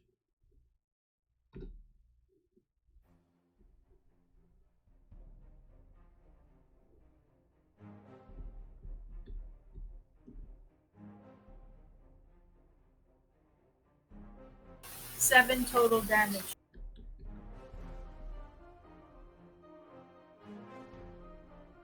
What was that, 7? Yes. Alright, yeah, so you throw your dagger. It actually hits him in the leg, and just slices right onto the side of the leg. He goes, ugh! And he just kind of looks up at you. You definitely have his attention. So yeah, that was your action, bonus action, and movement. So next... Okay. Alright, so next up is Jarina. Jarina, you are here with your little pseudo-dragon. What would you like to do? I would like to go my maximum movement, which is 30 feet towards the boat. Okay. That's your full movement. Do I have line of sight of Squall? I will say make a perception check. Because he's just like hit the ground. 15. 15, you can see his hand and arm just kind of over the railing, but the rest of him's kind of obscured. So technically, yes, you can still see him. Okay, so I want to, as an action, take out my shield and equip it. Okay. Alright, you do so.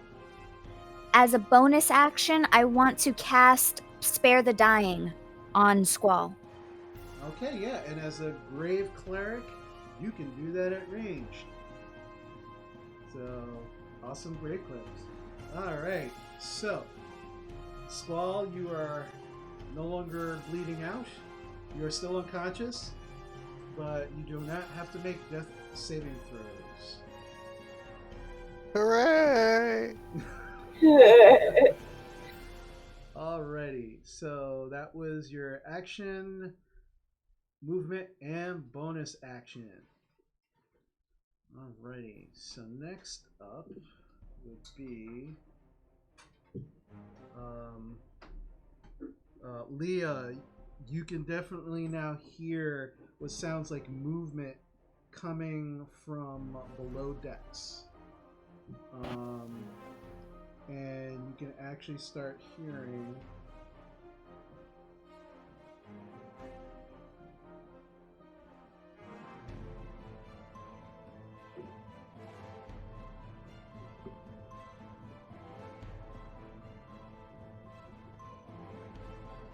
just dudes just running right up the stairs.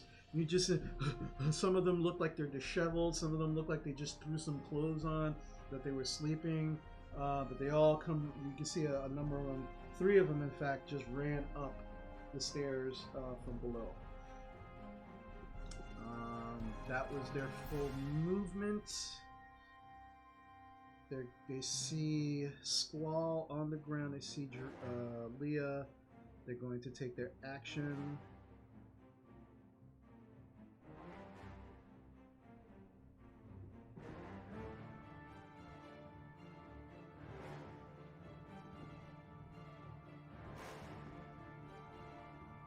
Okay, so those 3, that was their action and their movement.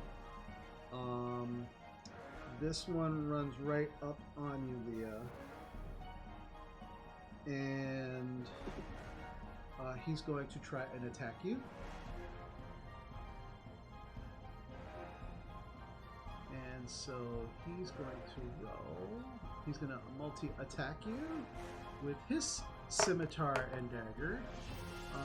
First is going to be a 24 to hit. And he hits you for 7 slashing damage. Second attack, it's a nat 20. And so he's going to hit you for 9 slashing damage. And then with his dagger,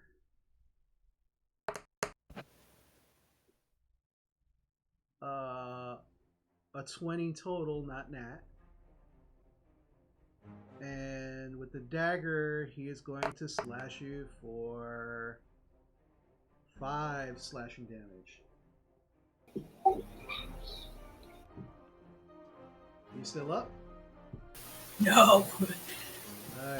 I might be dead. Oh. Holy Yeah. shit. So. Yeah, so. So that was. What was the first one? First one was 7, then 9, then what, 4? Yeah. What's your total hit points? 19. I was at 8 at the start of the attack. Alright, hold on.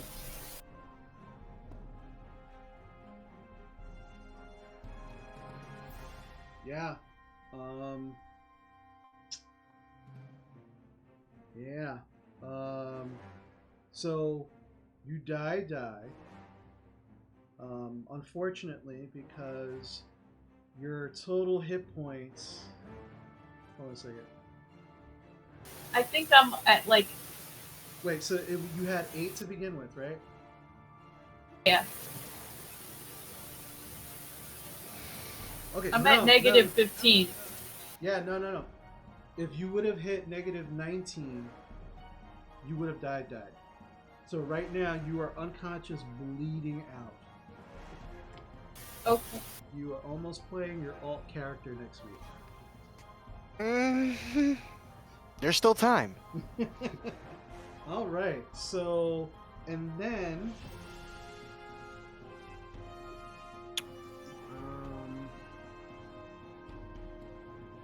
2 more dudes. Wait up.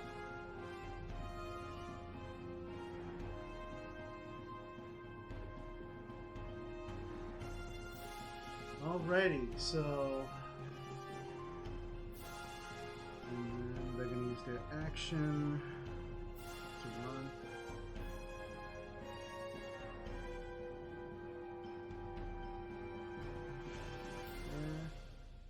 Okay, so that was their turn. Next up, Galen, it's your turn now. You're still hiding underneath the gangplank. I'm gonna see if I can try getting those cannon doors open with like my quarterstaff. Like I'm gonna try to pry it open so that I can get inside the boat that way. Because obviously the plank is full of people. Okay, well you're okay. So I'm gonna try to be stealthy by doing this as well. Okay, you can't bash on something and pry something and try to be quiet at the same time. It's just Okay. Actually, no. No, wait. I have a. Give me a second. I have a crowbar. I'll use my crowbar instead to pry the. Okay, so the cannon door. I will say make a strength check, and because you have the crowbar, I will give you advantage. Because as you try to open the second one, you didn't. The first one was locked. Second one is also locked.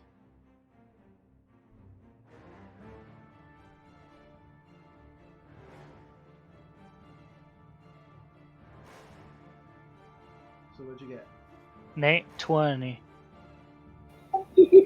Nat 20. Okay, yeah. So as you pry it open, you hear with a crack of wood.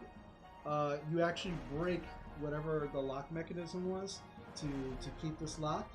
And you just break the wood off, and it is now loose. And you can slip inside. So that's your action.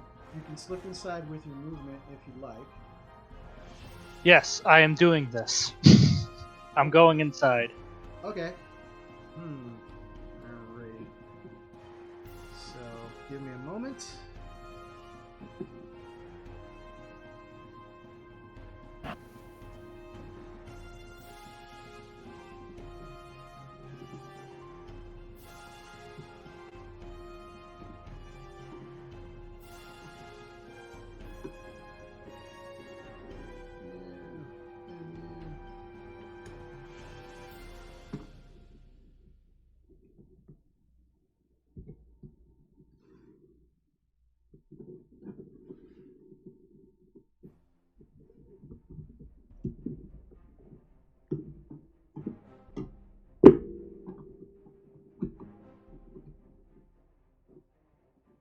Alright, so as you slip inside, unfortunately, I don't have a cannon model, but you do see tied off to the side, cannon on the left, cannon on the right. You can use like D20 dice or something. Yeah, just to symbolize that they're there. Just give me 1 second. One there. And one there. And as I don't know how well you can see,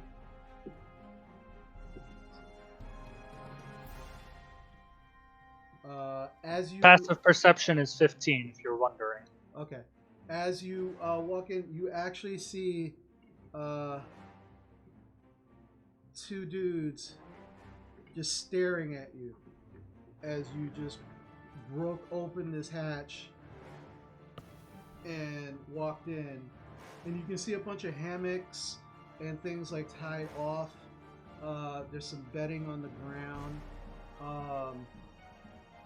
And they're just like watching you walk, like go through this hatch, and you look up and they're just staring at you, and they just pull their weapons out. I say hello there. Yeah, and they come out. Ah! So it's not their turn yet. Thankfully, lucky for you. As a reaction to when they do eventually attack, I'd like to dodge. Well, you already used your action. The only way you could do that is if you spent the key point to use Step of the Wind, which will give you the dodge action. But I don't know if you have any more key points left. You might have one. Okay. So, otherwise you would be able to use your action, but you already used it. So. Yeah, I have one key point. Yeah, you know what? I'm surrounded by two guys. Yeah, I'm gonna use it as. Okay. I'm gonna use it as a reaction. Well, no, you can use it. That's your bonus action. So, as your bonus action, you use your Step of the Wind. You use your last key point. Step of the Wind. You're now in dodge mode. They have disadvantage on their attacks until your next turn. Okay, cool. Alright. So, next up would be Phoebe.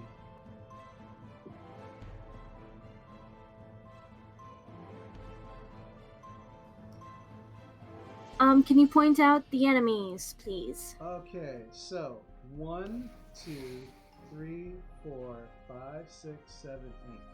You do not see these guys because this is inside the ship. I'm going to fire at the one to the left of the captain, I think. This one? Yes. Okay, go for it.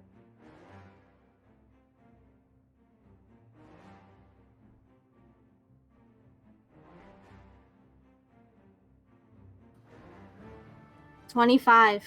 Definitely hits. Roll for damage.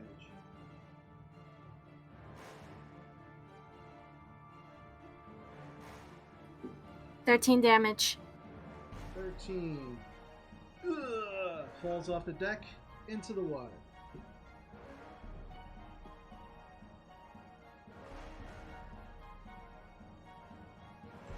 As your arrow shoots in his face. Alright. Next up, do you want to move? You have movement.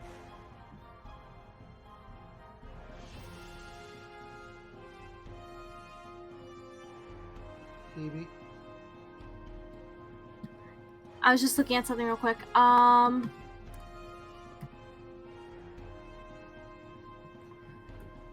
Move me to the front of the ramp.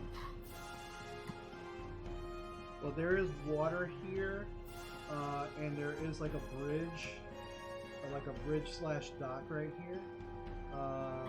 You can Okay, hold on. You can get on the ramp, like, yeah, you can for 20 at 20. I don't want to block anyone's view way if they do plan on charging the ship. Okay. So I'm just gonna stay where I am. Okay, no problem. Alrighty.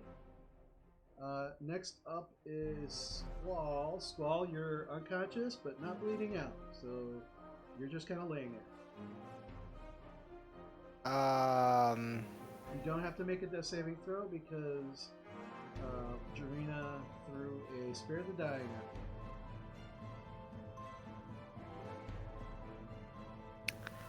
you. I'm not sure what I can do right now. No, that's it. That's your turn. That's it, right? Okay, I didn't think there was much I could do. Okay. Well then, that's the. Yeah, you moan Ah. quietly on the ground, in your own, rolling around in your own blood. Rowan, it is now your turn. You are here. Yeah, I can see everyone's in trouble and people are dying, whether I want them to or not. So, I decide I will wild shape. Okay, what are you wild shaping into? A giant lizard. So her lizard is gonna change. It's gonna be a giant lizard, the kind that you can ride. She's thinking in her mind that she's looking for eggs, so that's the main focus that the lizard is going to have, is to look for the eggs but to not eat them, to think that the eggs are her own. And she's this giant albino white lizard with a blue frill and odd indigo eyes. Okay, let me get a mini for that. Hold on a second.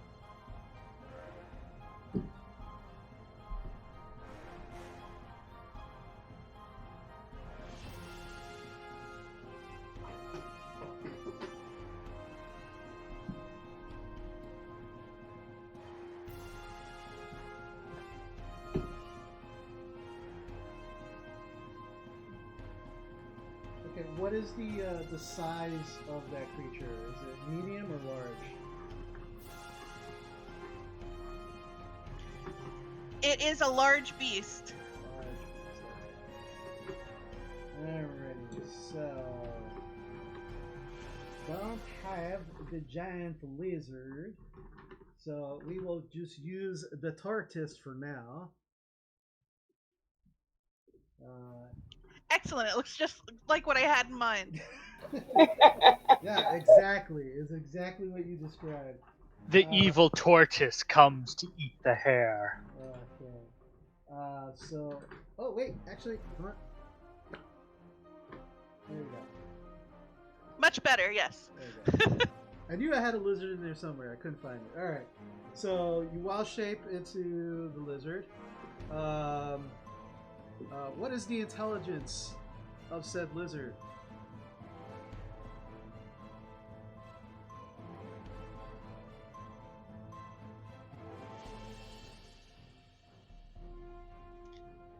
The intelligence is 12. Oh, well, not. Oh, that's you. That's right, because of your wild shape as a druid. That's right. So you get to keep your own intellect. You don't actually get the intellect of a giant lizard. So it's you in the body of a giant lizard. I love this is the good part about being a druid. You don't actually get turned into stupid animals when you actually turn into a stupid animal. So I was wondering about that. Yeah. No, that's only if you polymorph into an animal do you gain its intellect, but you are a druid, so wild shaping allows you to do this. So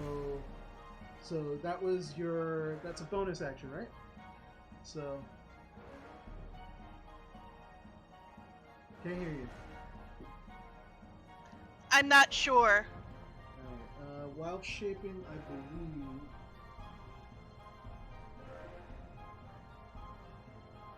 Wild shape. Let's double check.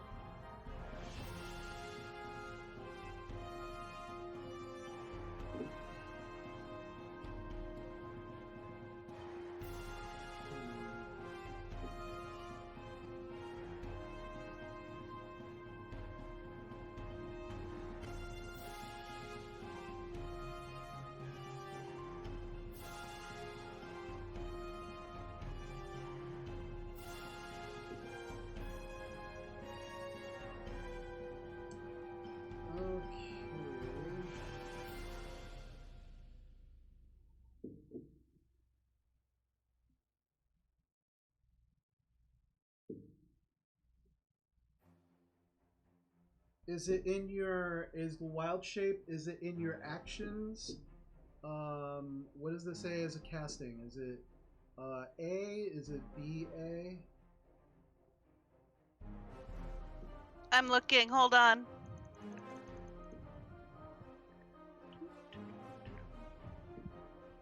Let's see. Nothing wants to come up. Yeah, hang on. Uh.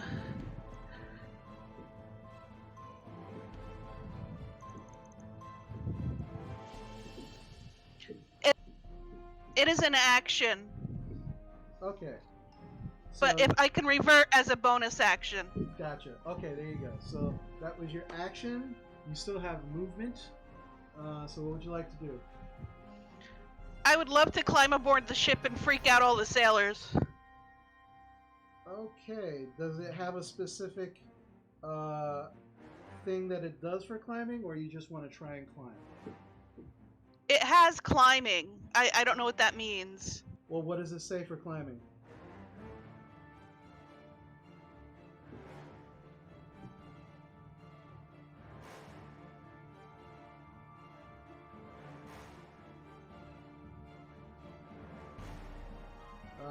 Giant lizard. No, it just has a bite attack. Alright, so you can try climbing. Climb 30 feet. Yeah, climb 30 feet. As 30 feet climbing, yes. Yeah, so it's like natural movement for it. So yeah, absolutely. So you get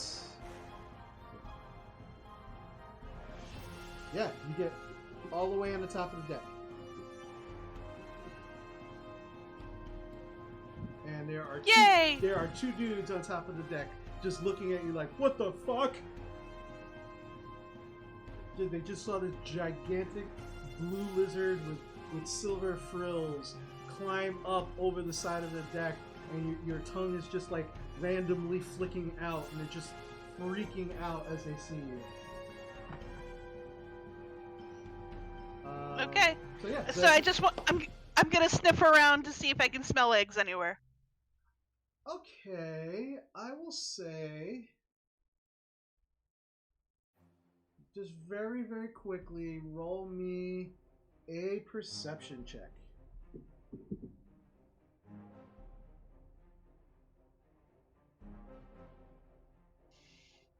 $14. 14. You do get a slight hint of something, but it's so quick. You're not sure. You think it might just be the eggs that you're looking for, but you're not 100% sure. But it's not coming from inside the ship. It's coming from just on the side of the ship, towards right around here, almost where you were standing. Oh wow! All right, so that is a very good turn by Rowan. It is now the captain's turn.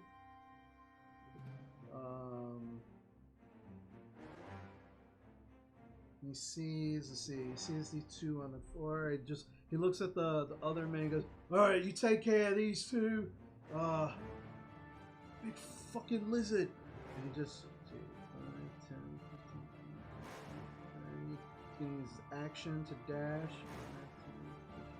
He moves right up to you, but that's it. That's all he can do. Because he uses action to dash up to you.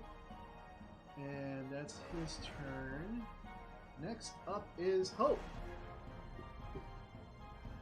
Hope, you're right here. The gangplank is here. Do I kill the pirates? Do I have line of sight of the captain? Not when he ran. No, you did before, then he ran off. So he's technically higher, and you would not have line of sight where you are. But you do have line of sight on some of these other guys. All right. The one closest to me. This one? No, actually, I'm gonna. You actually don't see these two. You actually don't see these three. You can only see this one right here because he's right by the deck. All right. Well, that's the one I'll aim for. Okay. You can also see this guy. So these two guys you can see. And where is Rowan? Let's see. I don't know if did you see her? See, yeah, you probably did see her transform. Actually, no. You being over here, you have no idea. Okay. Hmm. I can't see the top of the ship clear, so No, I'm trying to. you can only see these two guys. Yeah, I know. I'm also looking at like if there's like ballista or anything up there. I'm trying to figure out which one I want to get first, Okay.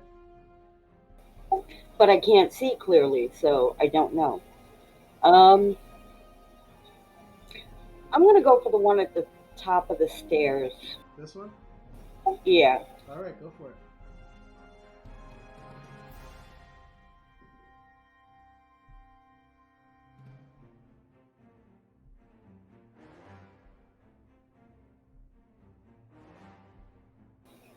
$18.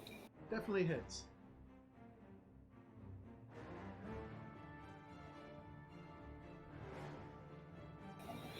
I hit for 5. All right.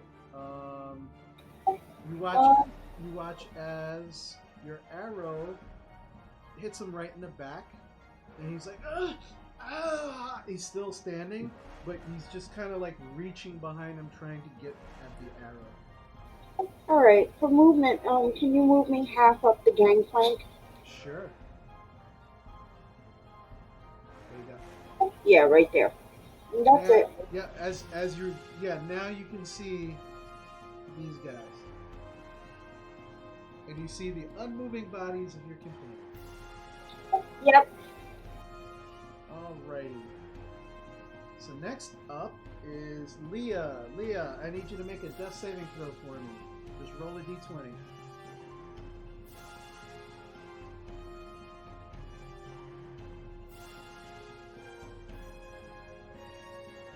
What'd you get?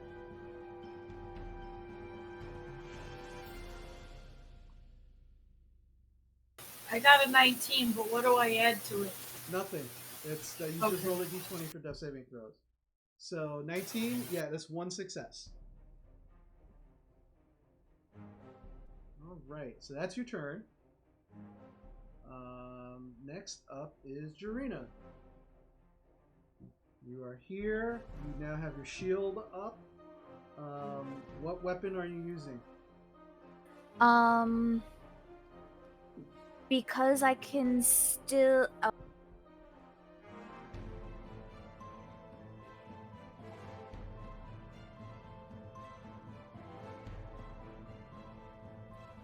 I will switch over to my mace. Okay, no problem. That's a free action. You don't have to. Okay. Do I see Leah? It's still raised up. Make another perception check.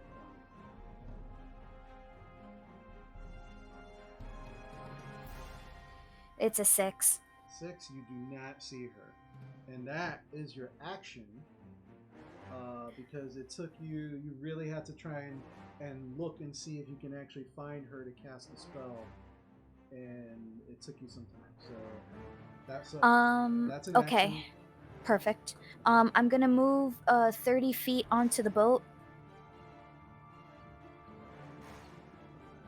You can only get right up to here because then you would be on top of one of them. And you Well, can't... now I could see her. Oh yeah, now you can see her. Spare the dying. Spirit. Yeah. That's the end of my turn. Okay. So Leah. Thank you. Yeah, Leah, you are unconscious still, but you are not bleeding out anymore. All right. So it is now everybody else's turn. She actually. Maya is actually going to from here fly over here. Alright, so these two are definitely gonna try to attack Galen immediately as he climbs in. They are at disadvantage. Their attacks are at disadvantage, but they do have 3 attacks 2 scimitar and 1 dagger. So, the first one swings.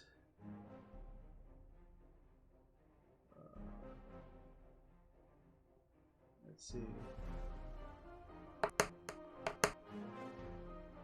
Well, can't get any lower than that one.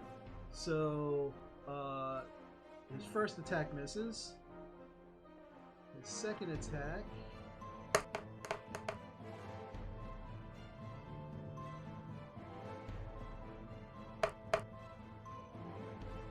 Uh, 17 is his lowest attack. Does that hit?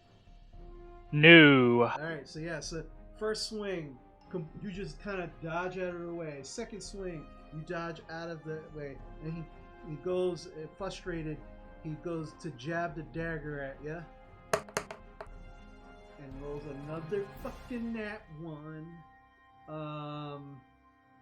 He accidentally cuts the supports off of one of the cannons. No, he actually, he kind of he goes to jab at you and you dodge. And the dagger sticks into the wood, and he's like, he pulls it out, but it's just like for a moment he just kind of like looks freaked out because he's just like pulling the dagger and you're just staring right at him, and you're like, have you seen any dragonborn eggs? My girlfriend's been looking to adopt.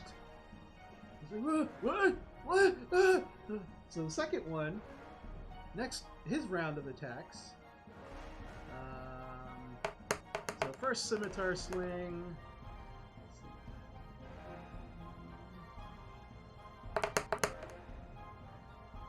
Yeah, that's a 10. So swings and you dodge out of the way. Takes another swipe at you with the scimitar.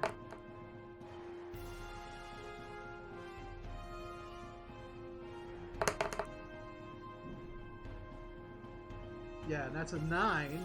So dodge out of the way again. They're looking really like frustrated and weirded out by this drow who is just kind of just like this dark elf, just dodging out of the way, you know, hands up, kind of like in a ready position, but has not, like, they can't hit him for nothing. And then he goes to jab his dagger at you for his last round of his last attack, and yeah, that's a 14. You just completely dodge out of the way. Man, you're so lucky you had that fucking dodge attack, that dodge action. Because, man, wow, they whiffed all 6 attacks against you. Jesus. Alright, so these guys are going to run up on Rowan on the... Actually, they're a little freaked out. Let me see. I'm going to roll to see how freaked out they are. I don't want to correct you, but I just wanted to explain to you she's an albino, so it's a white lizard with the blue frill. Oh, I'm sorry. I did the opposite. Okay. Yeah, but they're still freaked out by a giant lizard that just crawled on the deck. So I'm rolling to see how freaked out they are.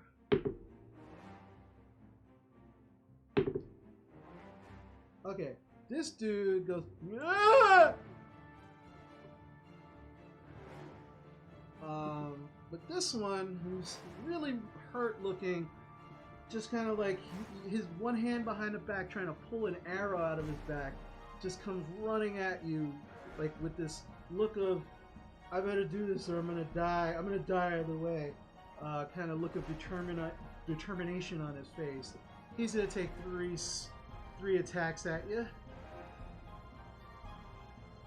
First one is a nat 20. And that's going to be 15 slashing damage with the first hit. Takes another swing at you. Does an 11 hit your lizard? What is the lizard's AC?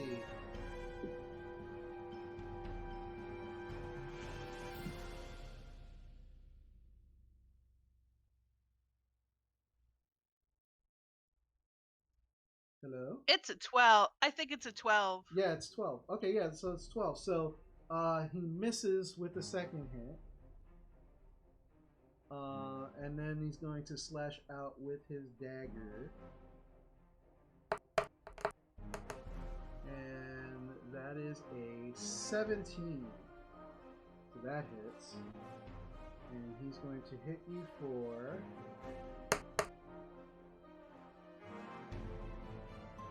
8 slashing damage.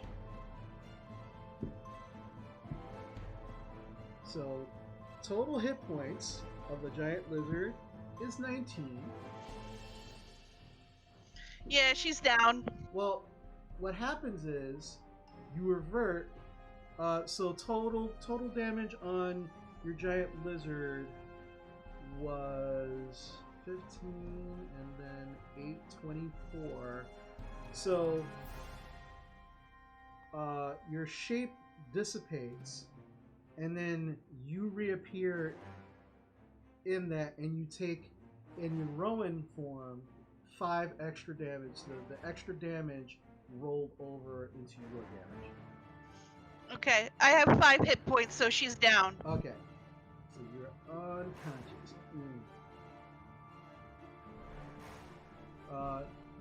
Yeah, as you were going unconscious, they looked really confused by this giant lizard turning back into a person. Yeah. And then these guys can't. They can't technically get to you on the gangplank because of the 2 bodies that are there. Even though they're trying desperately to. Actually, this guy can. And he is going to take a swing at Jarena. And so he's gonna his range. All 3 of his attacks are going at Jarena. So the first attack is a 7 to hit. I don't think that hits. Next one, his next scimitar attack. Are you kidding me? With a fucking 8. All right. It's those bodies. He just keeps getting tripped up in the bodies on the ground, and he's gonna try to stab at you with his little dagger. Hey, there we go. Decent. 18. Does 18 hit you? Yes. All right. So you take.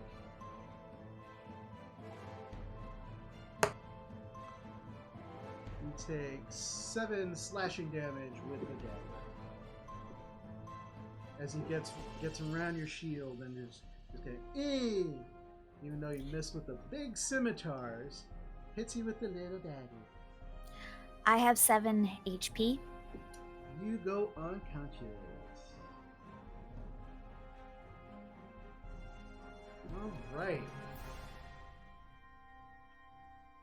Interesting. Yeah. Wow. Okay, so next up is Galen. Back at the top of the round. What would you like to do, Galen?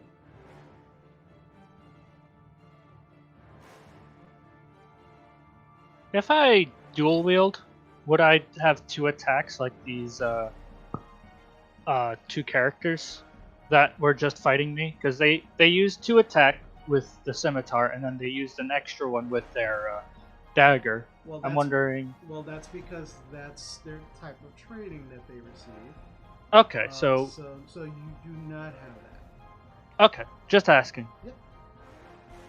So you have an action and movement. So what would you like to do?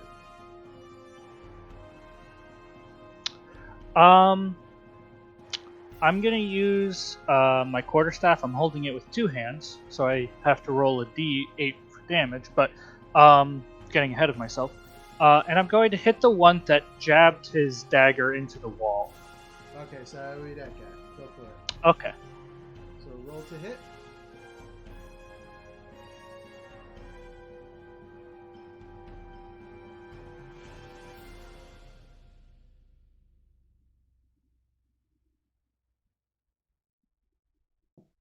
22. 22. All right, so before you do that, that does hit. Before you do that, on Jarina's turn.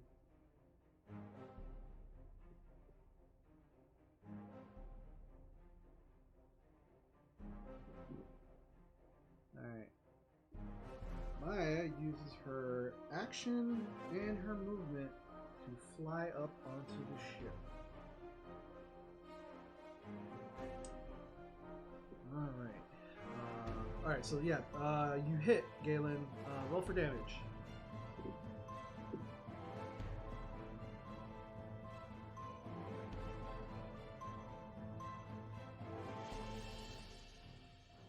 $13. 13. He goes down like a sack of potatoes. You're very shocked that the one hit, you crack it right alongside the side of his neck, and you actually watch as his head angles at you, like kind of like when a dog looks confused at something, and then continues to turn in an unnatural way, and then the neck snaps, and he just drops to the ground. I look to the other guy. So, he didn't tell me where the Dragonborn eggs are. Where are they?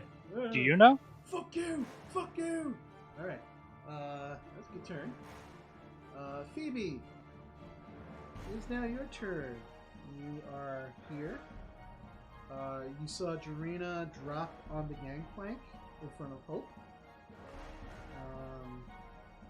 Galen is nowhere to be seen. What would you like to do? Point the one out closest to me. That would be this one. I'm a fire. Go for it. I'm a firing my lasers.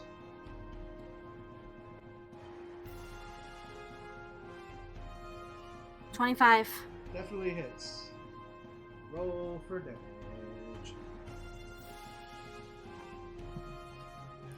$13. I'm just rolling maxes today. Drops. Can I do I forget what it's called. Hold on. What do you mean? Action surge? Is that what Yeah. you're talking about? Yeah. Did you use one last game? No. I Our don't- dispute last game was about the Oh. NAC 20s and the doubles. Well, yeah, but a 19.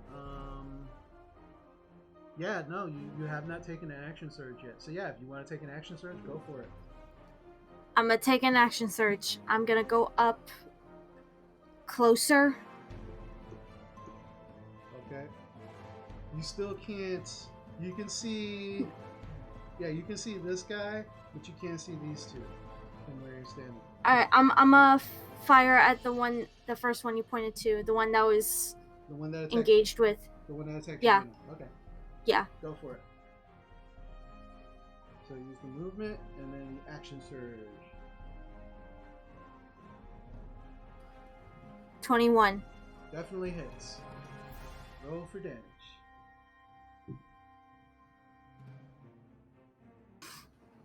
$13 again.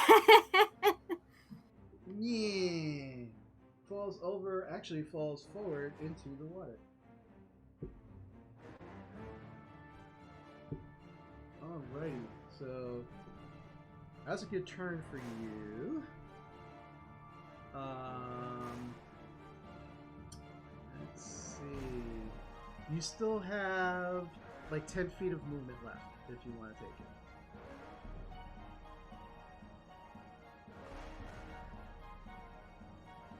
I want to get closer to the ramp. Okay. There you go. That's 10 feet right there. Cool. Alrighty.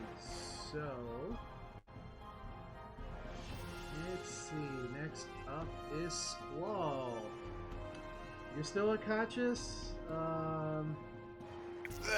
Actually, let me see. Hold on a second.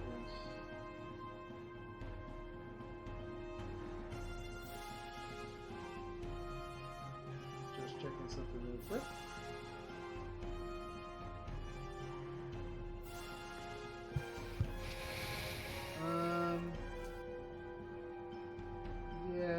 kind of stable. Still kind of rolling around unconscious. That's your turn. Unfortunately. Rowan, it is now your turn. I'd like you to make a death saving throw for me, please.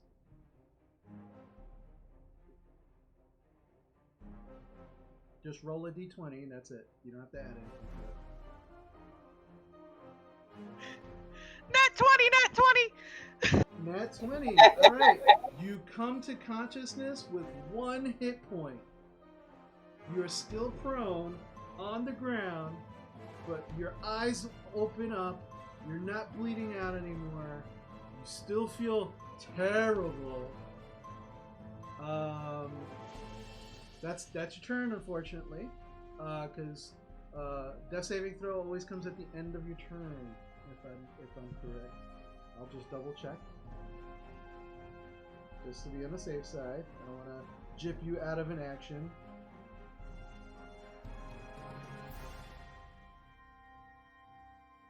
But I believe it's at the end of your turn.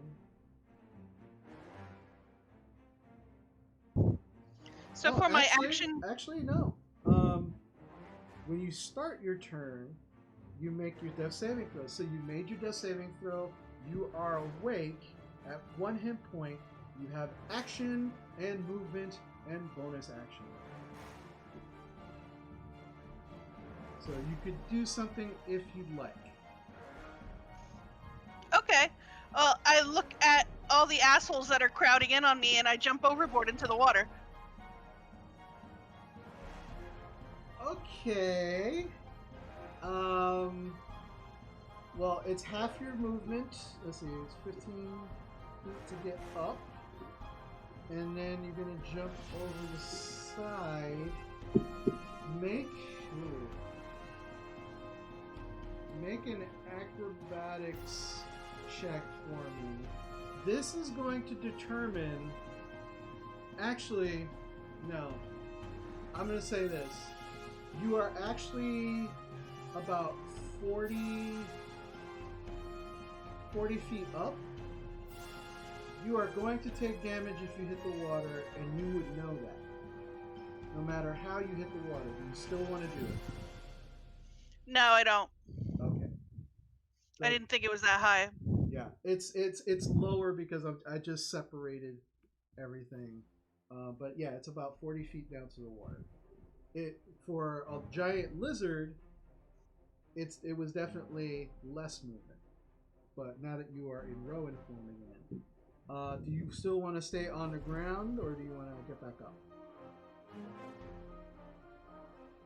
By these guys, so I do want to get up. Okay, you have 15 feet of movement, or you can do whatever. You have an action still. Okay. This guy in front of you looks terrible.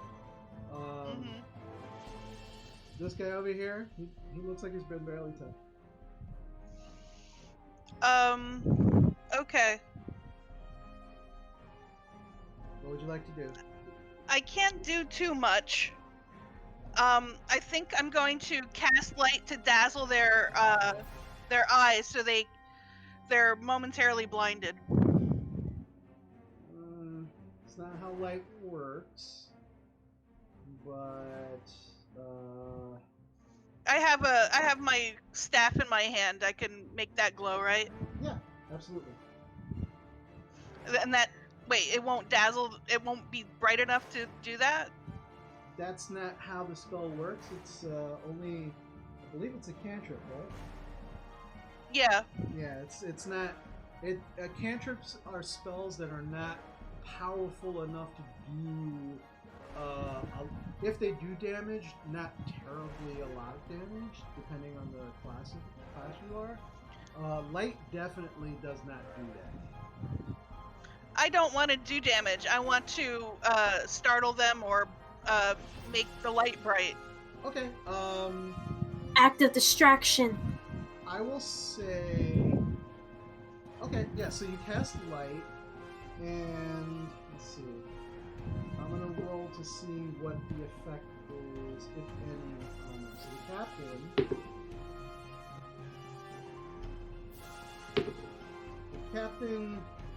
the captain squints as the light goes off momentarily, but doesn't seem to affect him too much. The guy who's barely standing reacts in a similar way, but you're not entirely sure if it will affect anything next turn for him.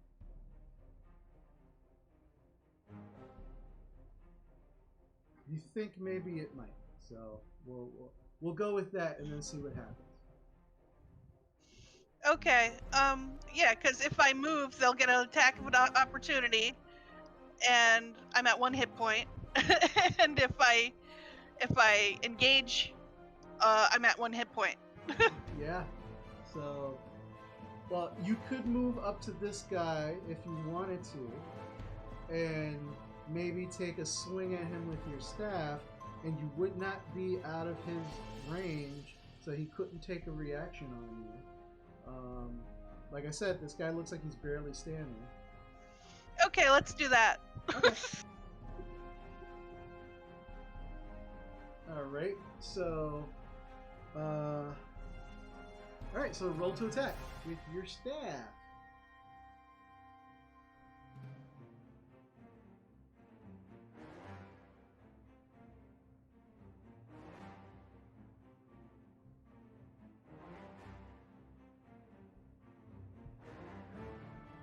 Does a 14 hit this guy? Absolutely, it does. Roll for damage. Okay, 1d6. Or is it 1d8? Should say It's one. Should say right next to it. It says 1d6 with the lightning bolt and 1d8 all by itself. So it's a 1d8. Okay.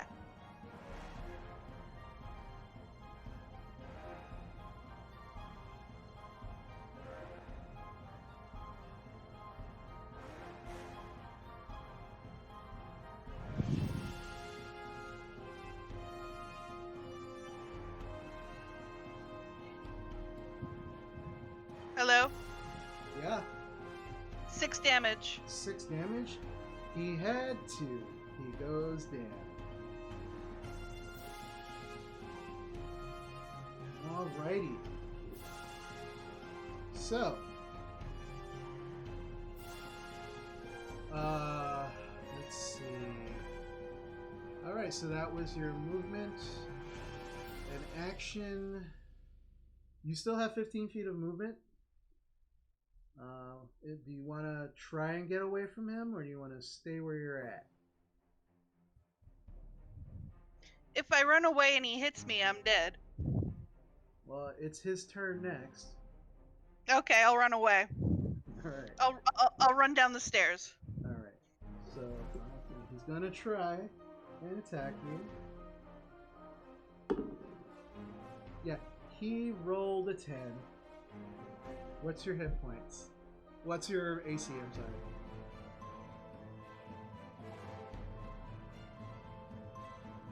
It's a 12! Yeah, he misses. Yay! So, we're here. Yep, so you get to the foot of the stairs. Alrighty. It's now his turn. Let's see. I will say with the dazzling, with the throwing up the light spell as quickly as you did, and for everybody else, there is like a 20-foot radius now of just light emanating from the top of this deck. And I will say, just for this round, he is distracted enough by it that even though he's going to run up at you and try to attack, he's going to have disadvantage on all his attacks. But just for this round. So, swings at you with the first scimitar. With his, well, he only has the one scimitar. His first attack. And that's going to be 14. Actually, no, a 13. It hits. I'm a 12. Okay. So you go down. And I'm sorry. I thought I was at the bottom of the stairs. no, you were at the top because it was 15 feet to get up. It was double half your movement to get up. Okay. You moved once, so that's 20, 25, 30. Okay. He was here 5, 10, 15, 20, 25. And he's now looking down at the deck with all of his the bodies. And he's just staring. That's going to be the rest of his turn. Hope, it is now your turn. Alright. How many do I have left in front of me? You can see these two and this one back here, and you just saw this guy run up. The captain run up. Okay. I'm going to go for the one on the right closest to me. That one right here? Go for it. Yeah. Go for it. Roll to hit.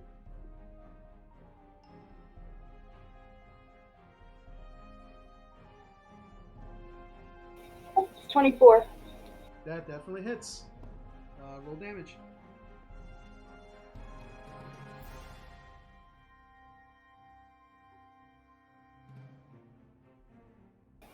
That's 11. You release the arrow, and it shoots right into the base of his neck. You can hear a gurgling sound before he hits the ground, dead, choking on his own blood.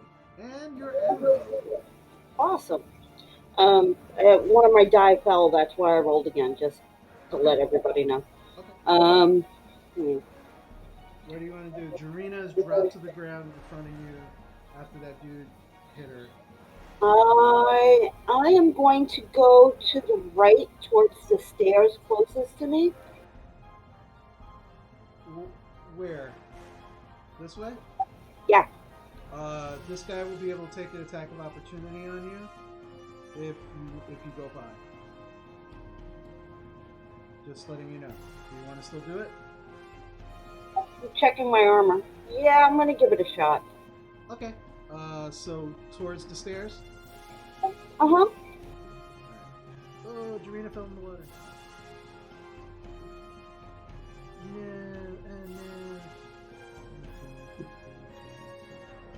Yeah, that'll get you right to the bottom of the stairs. He's going to attempt to take a swing at you. 14. Nope. AC is 15. Nice. Okay, yeah, so he takes a swing and whiffs on that attack. Okay. You're actually right there on the steps. So.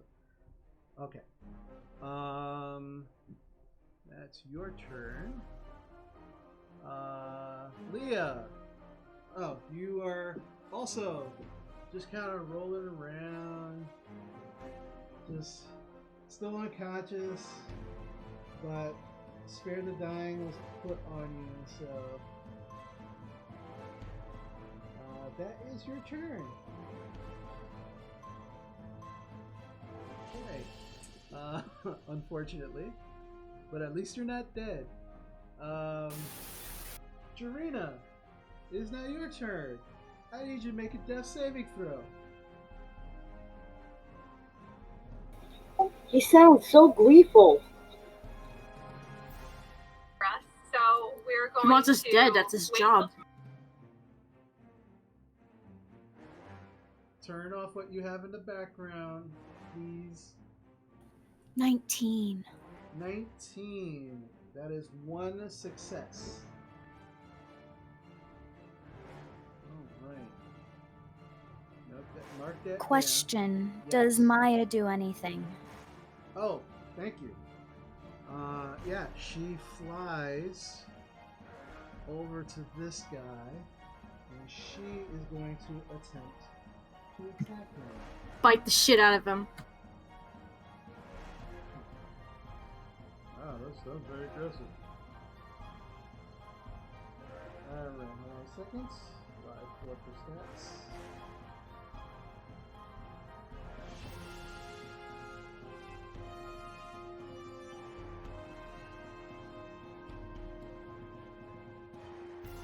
Alright, so she is going to attack. She's going to attack him. She is going to. Yep, she's going to attempt to bite him.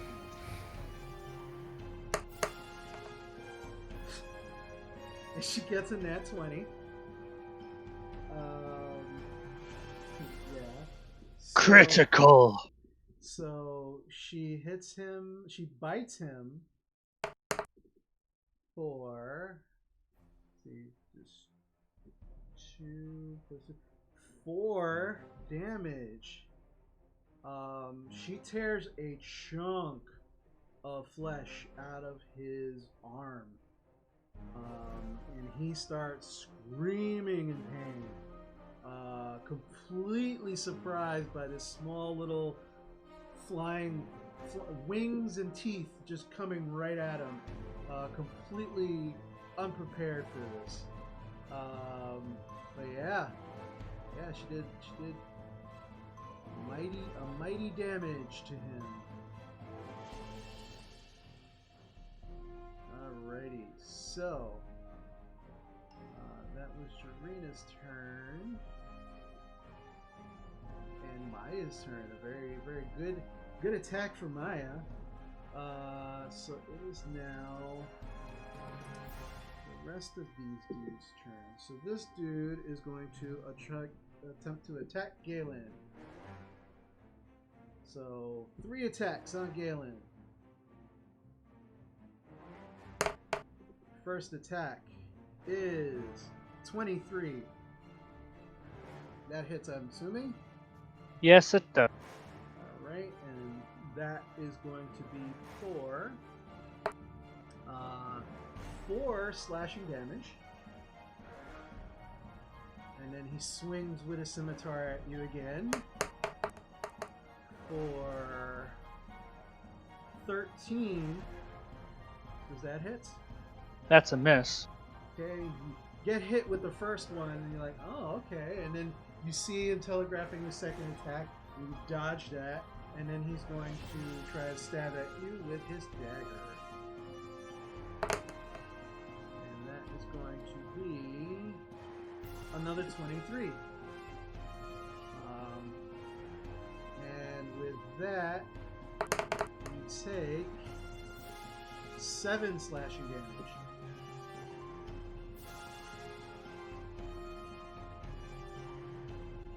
Doing good there? I'm a bit low, but I'm still up. Okay, good. That's all I need to know. All right, this guy's gonna turn around and he's going to attack Maya. As this little thing is flying around. Actually, let's see. He is actually not doing good. She tore a chunk out of his arm, so his dagger arm is fucked. So he will only be able to take 2 attacks instead of 3. And the first one is going to be a 12, and her AC is 13. So she just kind of flies out of the way. Second swing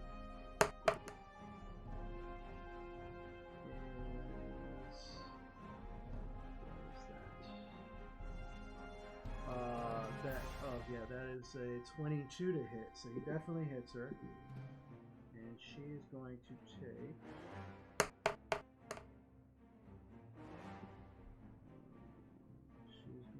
what is that? 4 damage. So she She gets hit, and she's just kind of flapping, trying to keep herself aloft. But she's definitely very hurt. All right, and then this guy's gonna run up on Hope. Actually, he's super hurt. He's trying to run away. He ain't trying to do that shit.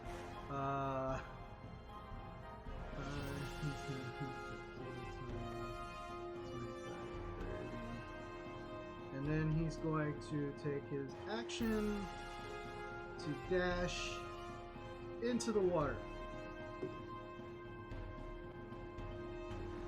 where he takes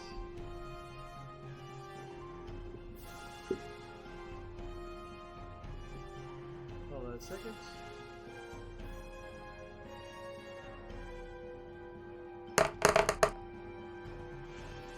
Yeah, he jumps into the water. You guys, well, let's see who would hear it. Maybe Hope. You hear a splash, and then and then that's it. All right. Alrighty. Let's see. That's okay. That's everybody. That's everybody else's turn. DM? Yes. I don't have what I got hit with by the scimitar. What were the points? It was. Let's see. What are your total hit points? What were your total hit points as the giant lizard? As the giant lizard, they were 19. 19. You got hit for 24 damage total. No, I mean when just now. When I was at 1 hit point. How much did he hit me for? Oh, he just hit you once. I didn't even roll damage because it was going to knock you out. Once you were down, he wasn't interested in continuing to stab your body. Okay. So it didn't. If you're asking if it went over your total hit points, it did not. Okay. Even at max, with 1 hit, he wouldn't have been able to do that. Alrighty. So, Galen, it's your turn. Back at the top of the round. I stagger a bit as he hit me, and I look at him and I'm like, nice hit. Very few people actually hit me, and I have this really creepy grin on my face. Okay. Do I intimidate or no? You can if you like. That would be your action. Can I has that as a bonus? No, that would be your action. Okay, never mind then. Okay. Yeah, I'm just gonna use my quarterstaff and try to hit him. Okay, roll to hit.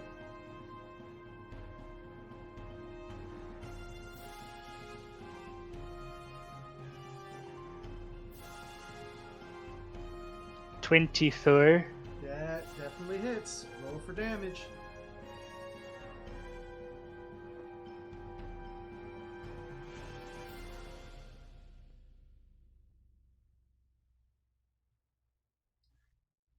$12. 12. Yeah, you crack him over the top of the head with your quarterstaff. And you watch this surprised look in his eyes for a moment, and then they roll back, and he drops. I release a huge sigh of relief, and I go to the back room to see if there's any more. Okay. So your movement.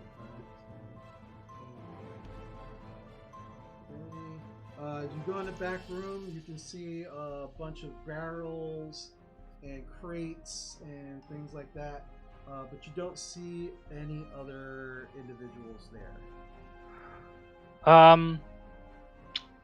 Then for the rest of my turn, I guess, I'm going to be opening up crates and barrels to see if I can find dragon eggs or, more importantly, potions. Okay. That'll be starting your next turn. Yep. So. Because I can't fight. I'm not. I don't have enough health to fight any more guys. That one guy really surprised Galen. Okay. All right. Next up is Phoebe. Phoebe, you're still on the docks. I'm gonna go up the ramp. Okay. 10, 15.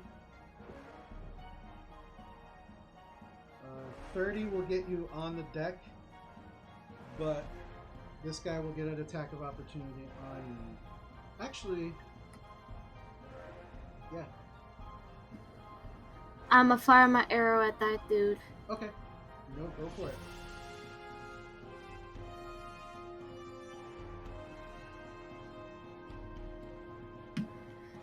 $22. That hits. Roll for damage.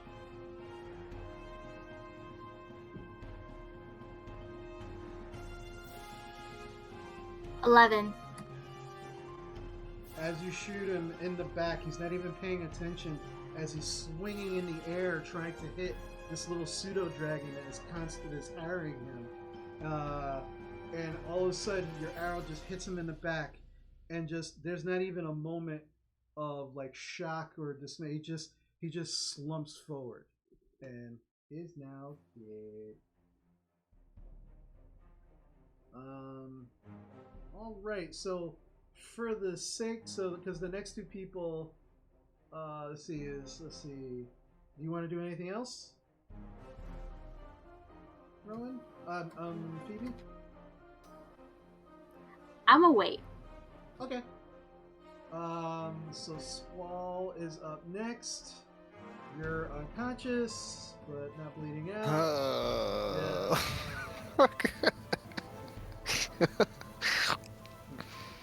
Rowan is after Squall. I need you to roll a death saving throw for me. Just roll a d20. Let me know what you get.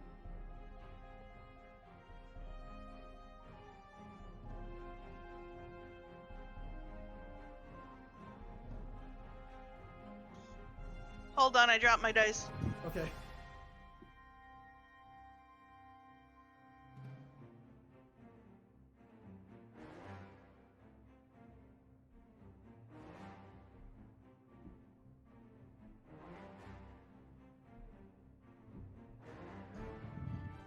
I rolled a 10.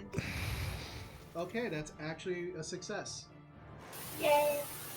So you have one success. Alright, next up is the captain. Seeing what's happening.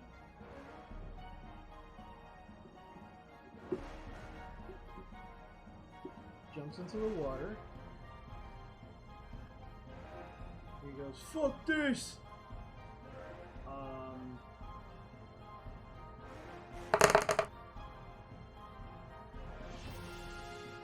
Yep, he jumps into the water.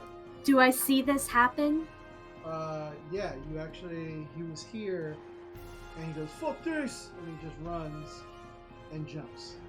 And then you hear, splash. Is there a way to have a reaction to that? Would that be attack of opportunity? Not unless, he was either 5 feet in front of you, within melee range, or you were holding your action, which you were not. Got it. Alrighty. Okay, so for the sake of everything, there is no more immediate danger. However, there are many of you on the ground. Maya flies over. She kind of limp flies over to Dorina and starts licking her face. What would you guys like to do? Galen is looking for potions or for dragon eggs. Okay. Galen, make an investigation check for me, please.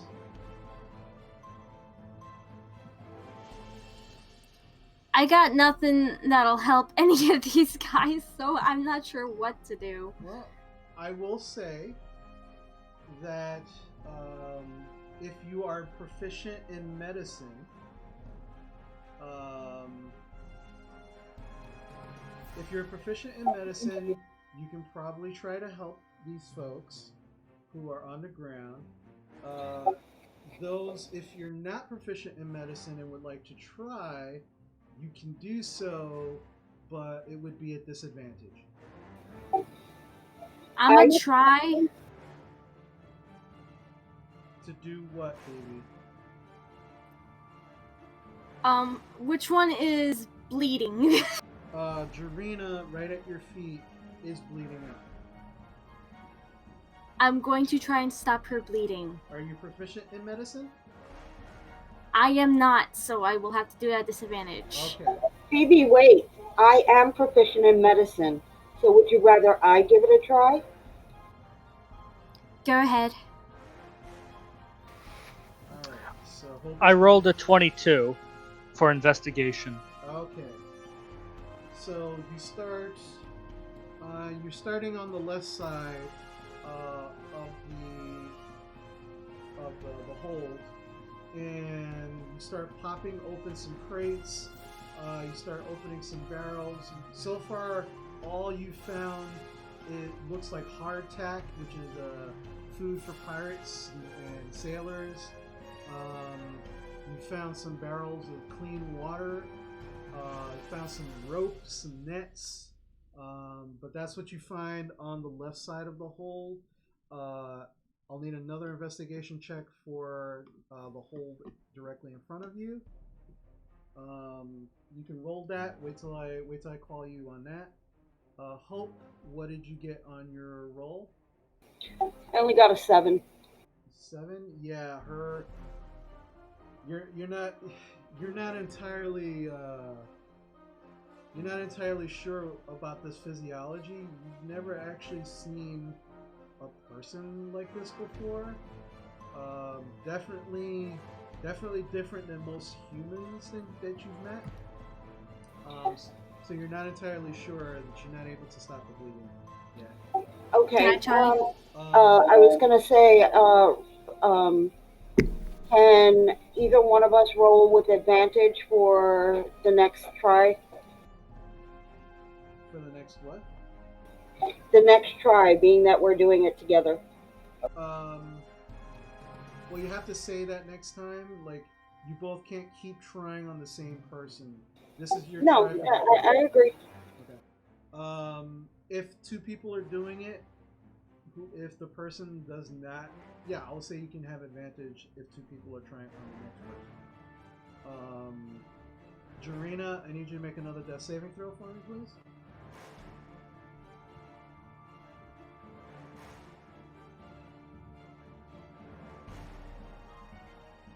What'd you get? 6. 6, that's a failure. Alright.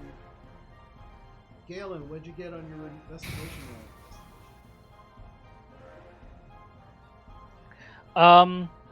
I rolled a nat 20, but investigation, you said? Yeah. That would be where is it? There it is. 21. 21.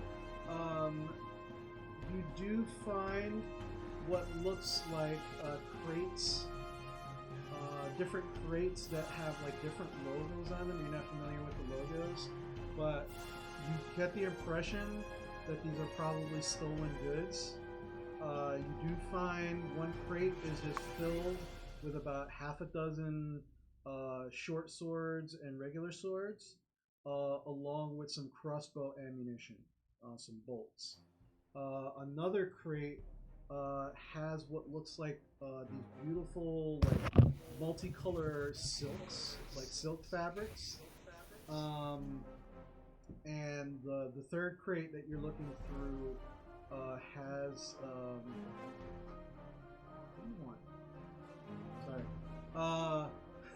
Cat. There's a cat. Yeah. The third crate has what looks like it looks like the crate has smaller coffers, like 3 smaller boxes inside that are kind of like you had to dig through what looks like sawdust and like shaved wood and stuff. And the first one you open up, it looks like there's money inside. The second one that you pull up, you open that up. Actually, I guess my question would be, are you opening up these small crates? The small crates inside the Yes, I am opening. I am looking through everything to find something that could heal me Okay. and possibly my friends, Okay. in case the battle didn't go well upstairs. All right. So the Because first. he doesn't know. Yeah. He doesn't know how well the battle went. All right. So the first small coffer has some coins in it. The second one, you got to open it and it's locked. The third one, you got to open it and it's locked. I used my crowbar and tried to like pry it open. Which one? The second one or the third one? Let's start with the second one and go in order, chronological order. Okay. You roll me a strength check, please, with advantage because you're using the crowbar. While I'm rolling, talk to everybody else. Okay. Hope and Phoebe, what are you doing? What's the next thing you're doing? Phoebe, you roll 1 and I'll roll 1. For who? For Galen. Galen? I'm fine. I'm downstairs. Galen's downstairs. Not Galen, Squall. Sorry. Squall is breathing, and he doesn't seem to be bleeding out or hurt. He's just unconscious. Jarina is bleeding. I'm taking a nap. All right, so we'll try on Jarina again. Well, you can see Rowan Hope. You can see Rowan at the What top am I, of the chopped stairs. liver? I'm sorry. There's blood pouring down the stairs. Slowly Okay. trickling. All right, so we'll try on Rowan.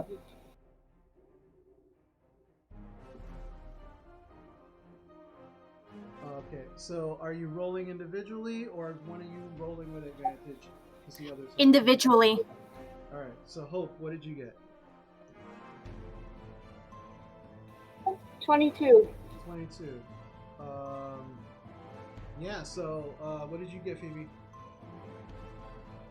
21. That's a disadvantage. Yes. Okay. Between the two of you, you're actually both able to bandage up Rowan's all the cuts that you see on Rowan. She is now stable, but she is still unconscious at the moment. But she is no longer in danger of bleeding out and dying. Jarina, I need you to make another death saving throw for me, please.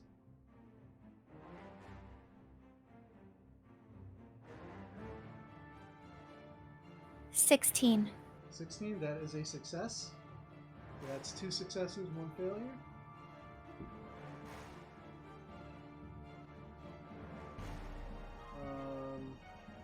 All right, Galen, what did you get on your strength check? 18. 18. You're trying to break it. You're trying to pry it open. It's not popping open. All right, I'll try the other one.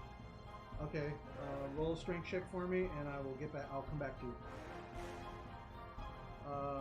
Hope and Phoebe, what would you like to do? I want to go back to Jarina and try and see if we can get her too. Okay. Yeah. All right. The DC is increased because of your first failure, so one of you could roll with advantage, or both of you can roll individually. Phoebe would be at disadvantage. What do you want to do, Phoebe? Do you want me to roll, or do you want to? I'll roll. All right. So I'll roll mine.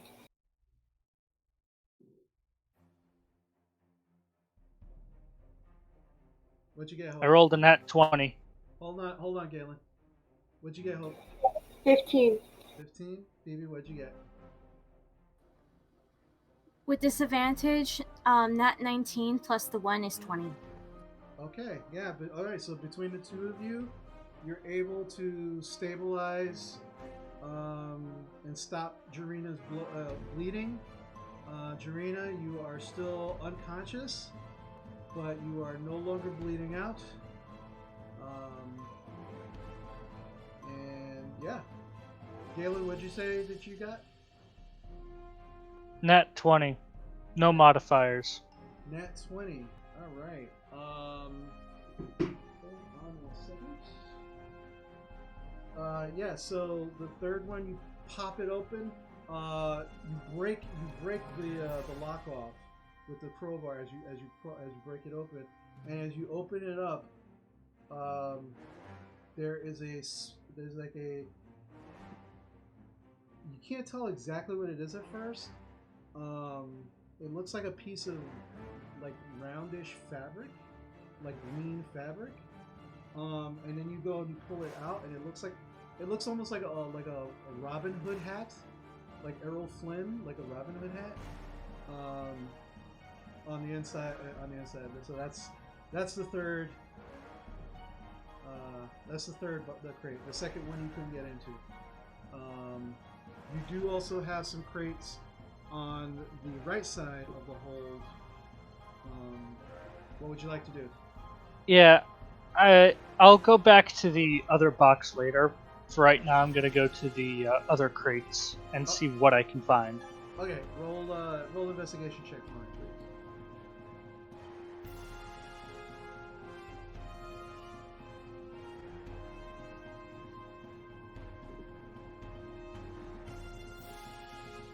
$17? 17. This time you go. There are about 3 or 4. There's 3 crates and 1 barrel on this side, and these are all like nailed shut, like completely shut, except for the barrel. As you pull the barrel open, it is filled with this black, like dirt or dust or something, like almost all the way to the top. Gunpowder. Yeah, do I know if this is gunpowder or not, or This is something that even with your background, you're not entirely sure what this is. It just looks like very coarse black dirt or powder or something inside this large barrel. I see. It's very weird. Would I have to do an intelligence check to see if I know if I've heard of this stuff before? Like a history or an intelligence? No, this is no, because I would say gunpowder technology is very, very new. Is kind of newish to Wildemount, so you would actually have a frame of reference for this growing up and where you're from. It wouldn't even be. You wouldn't even be 100% sure what this is. Okay. Yeah, I'm gonna try prying the other boxes open with the crowbar I have. Okay. So what we're gonna do is this is a good jumping off point. Now that everybody's stable and there's still stuff to do to take a 15-minute break. We will come back in 15 minutes and we will wind down the rest of this evening's game to see what happens next. So see you guys in 15 minutes. So that would be 11:35. I hope I find some sort of fucking like 10,000 magic potions or healing potions.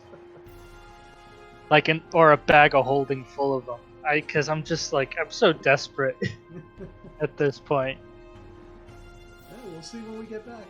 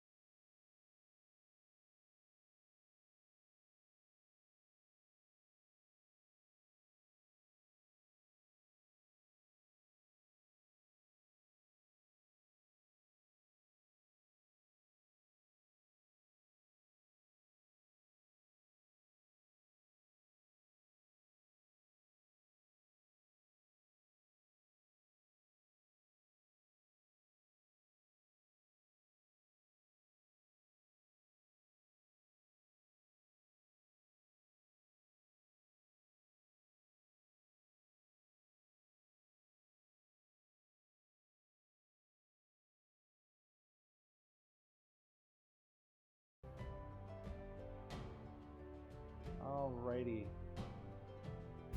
So, after that interesting fight, welcome back.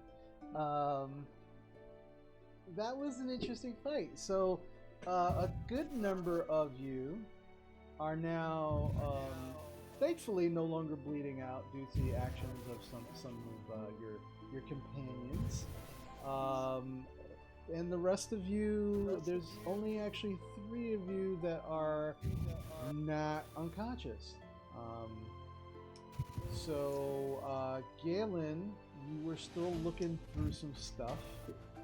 You did find a large barrel of black coarse dirt with a weird smell to it. And there are 3 crates that seem to be completely nailed shut.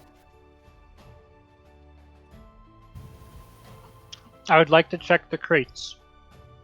Okay. I'll need you to make 3 separate strength checks with advantage because you're using the crowbar. And then let me know what you got.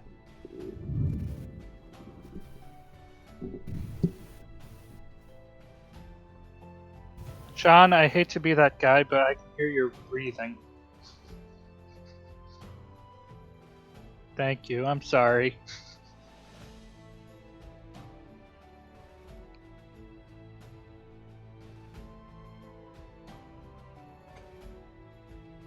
First one, nat 20. I'm gonna have to come over to your house and calibrate those dice, and make sure that they're not, not those always rolling that 20 dice. No, this is surprising. I don't know what's going on. Okay. All right. So, hold on. Second one's 14. Mhm. See, it's not always nat 20. Okay. And then last one.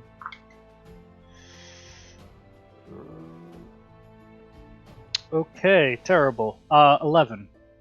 So I guess my luck just ran out. Okay. So the nat 20, as you crack that crate open, and you are able to kind of pry the top, the top part of the crate open, nails come up.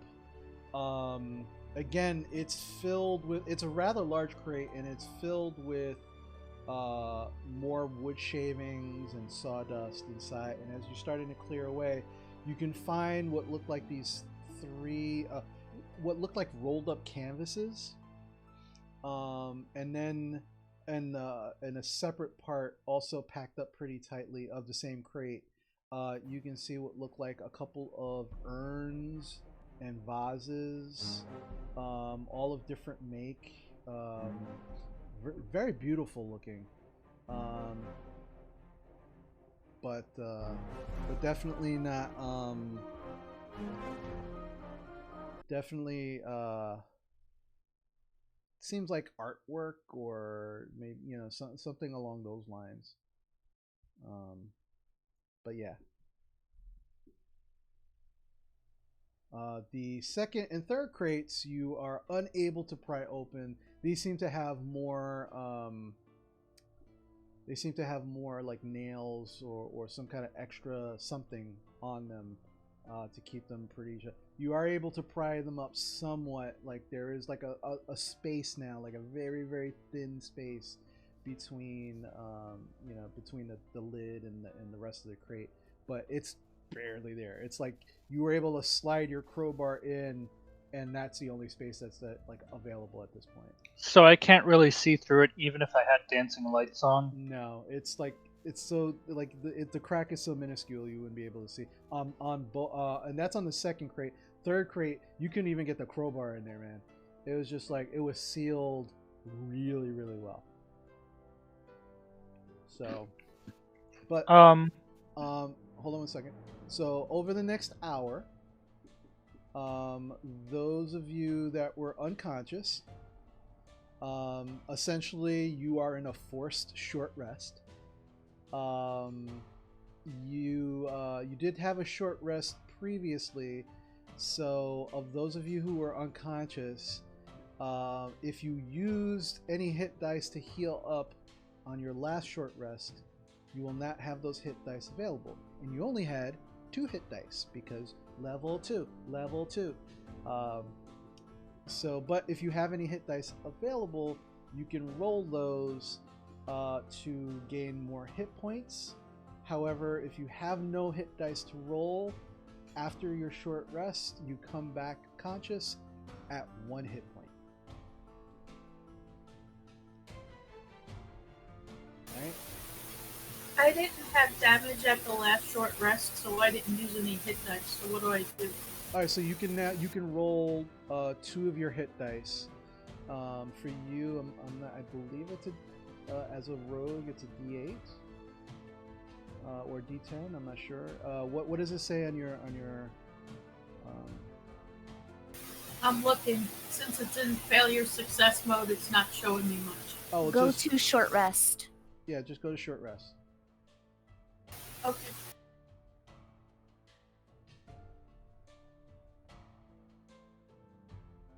Says hit die 1d8 plus 2 total. Okay, yeah, so you can use 2d8 you can roll that, and then that'll be hit points that you regain during your short rest.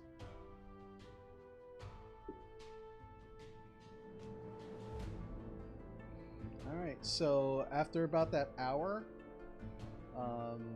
those of you who were unconscious regain consciousness. There is a boat full of bodies. Yeah, so what would you guys like to do? Is Squall awake? Everybody's awake. Everybody who's unconscious is awake. I want to look for the eggs on the side of the ship. Okay, did you roll, were you able to roll hit dice for yourself, Rowan? I'm at 1 hit point. Okay, you are wrecked. I mean, you're conscious. You can go do that if you'd like. Just letting you know, you are a mess. I want to investigate the side of the boats for the eggs as well. Okay, so you're gonna go with Rowan?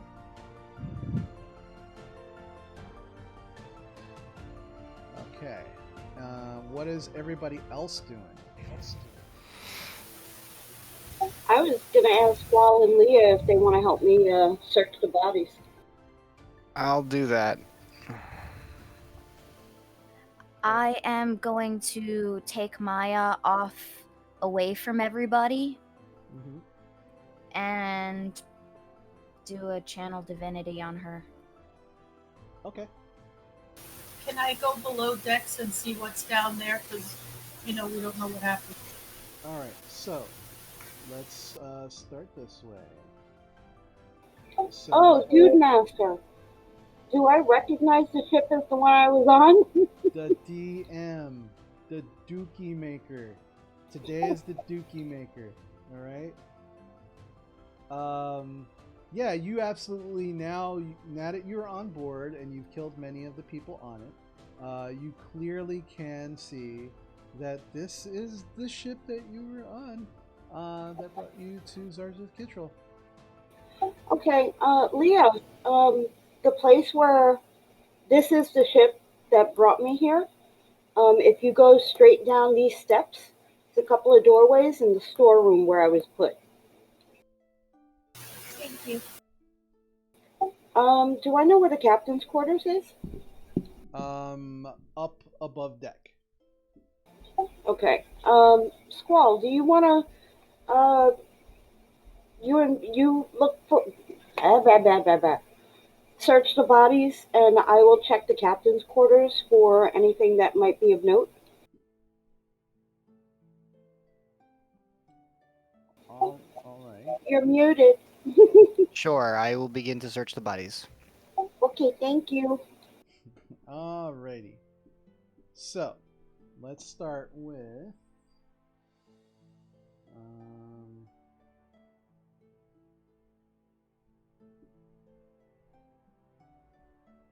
let's start with let's see, Squall. Alright. right. So you start searching the bodies. Make an investigation check for me, please.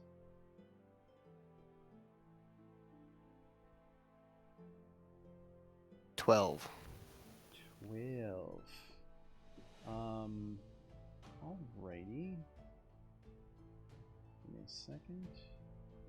Alright, so as you are policing the bodies, essentially, you do find amongst the bodies that are there on the deck, you do find 94 gold pieces, 7 silver pieces,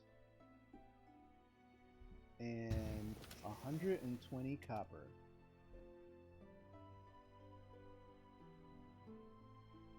Okie dokie. Alrighty.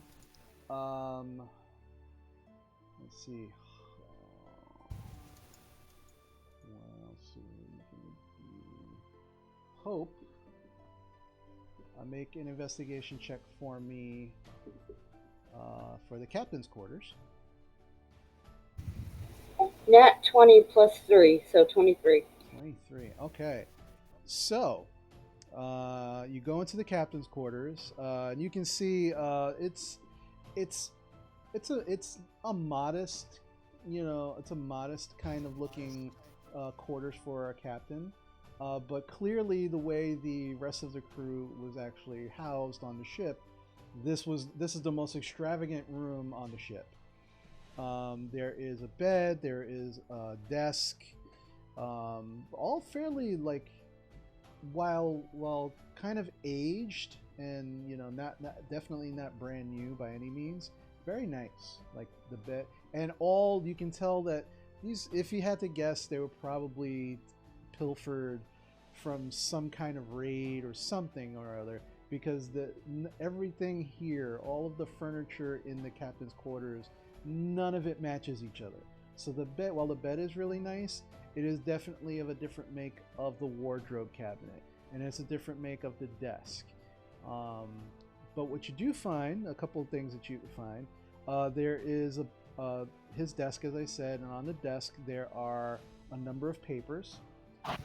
As you look through the papers, you can see that most of them seem to be some kind of, there's about 4 maps and charts. You guess this is for, for navigation on the ship. To the left of the desk on the wall is a very small shelf, and on that shelf there's 4 books. You go to the desk, you're still at the desk, and you can see the books on the shelf. There is a small drawer, and you go to pull the drawer open, and it's locked. And that's what you find in the captain's quarters. Do you want to do anything else while you're in there? I'm gonna wait for Leah and see if she can get that drawer open. Okay. Do you want to explore the books? Do you want to look at the shelf? Do you want to look in the wardrobe? Yeah, I'll take a look at the books. Okay. You go over to the books. 3 of them you can see titles on the spines, and one of them you can't. It just looks like a leather binding on it. The 3 that you can see, the first book says Lords of the Great. The second one says Starting the Graveyard. And the third book says Spies of the Curse. And as I said, the 4th book, there's no title on the spine. What was the second? Starting the Graveyard.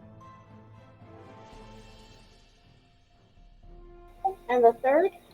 Spies of the Curse. And the 4th book, as I said, there's no title on the spine, but do you take it down and look inside? Yeah. Right. You open it up, and on the very first page, on the title page, it says Plants and Doctors.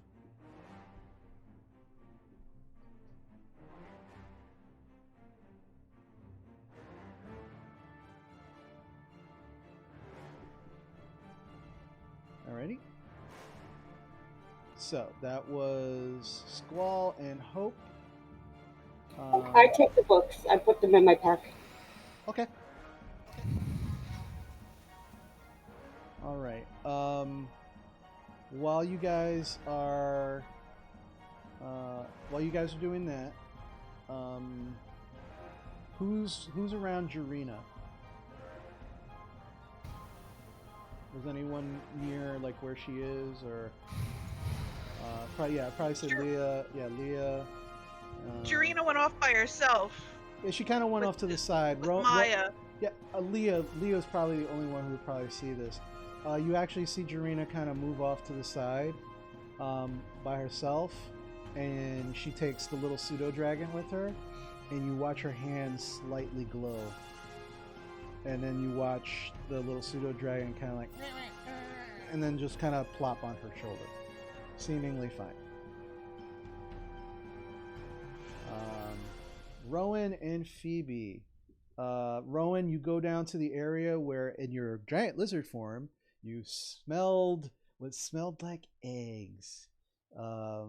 Specifically, dragonborn eggs, which have a very kind of like sulfury, almost brimstone kind of smell. You all smelled that while you were in there, but in your giant lizard form, it was a bracing kind of smell, especially since you smell with your tongue.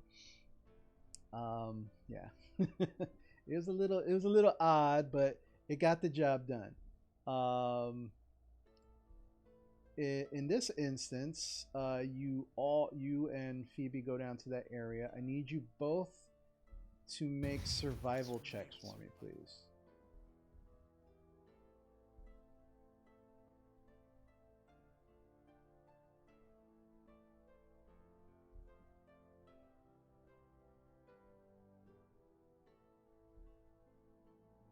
Rowan, what'd you get?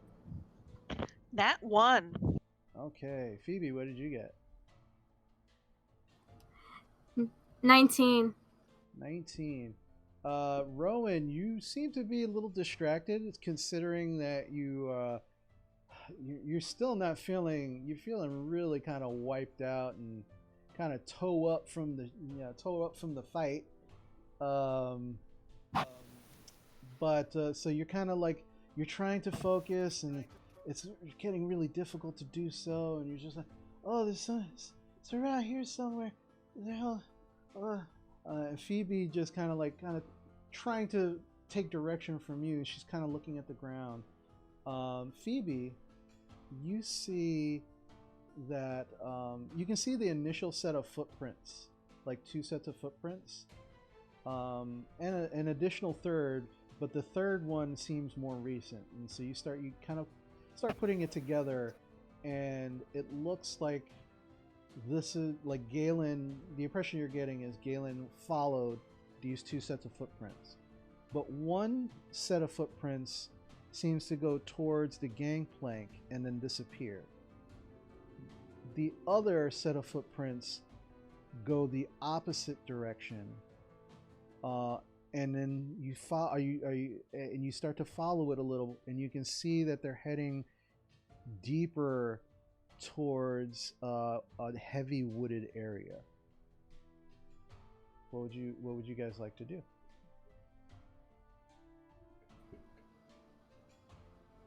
I shout up to the ship. I found footprints. I'll go with her.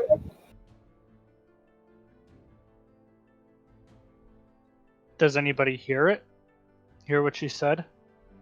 I will say from where you guys are at, you guys hear it, but most of you are pretty wrecked.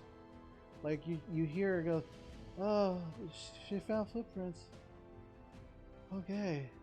Unless you guys want to do something else. You guys can. What do you guys want to do in this instance?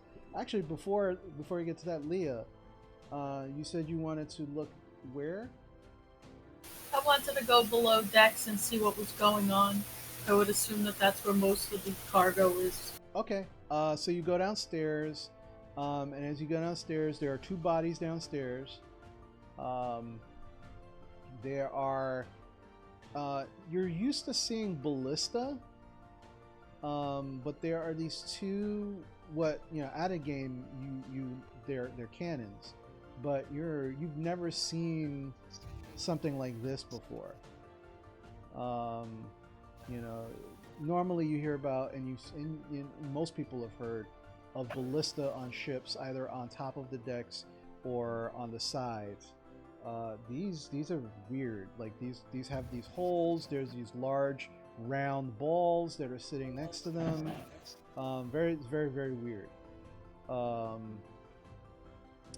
The next thing that you notice is further down to where the hold would be. You can actually see Galen just trying to tear through crates and boxes. He's got a crowbar in his hand. He's actually cursing at these 2 large crates that he just can't fucking open. He's just like, fuck it! Just like trying to open them up, and he just can't get them open.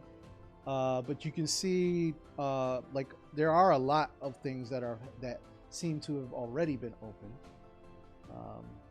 But yeah, that's what you see. I'm going to say that I don't notice her because I'm more focused on these 2 crates. So, like, okay, essentially, she's sneaking behind. Yeah, no worries.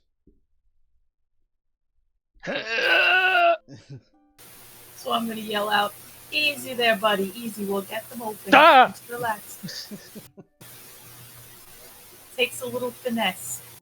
I'm gonna go over and try to help with the crates and the boxes. Okay. I give her the crowbar. Okay. And I tell him, I have my own, thank you. All right. Okay. So you're gonna try and open those last 2 crates with your crowbar? Yes. All right. So, I need 2 strength checks for me, with advantage because you're using a crowbar. First, I'd like to examine them, if I may, to see if there's anything special about the way they're bound or closed. Okay. Also, if they're trapped, of course. All right. Make an investigation check for me. 1 for each of the for each crate.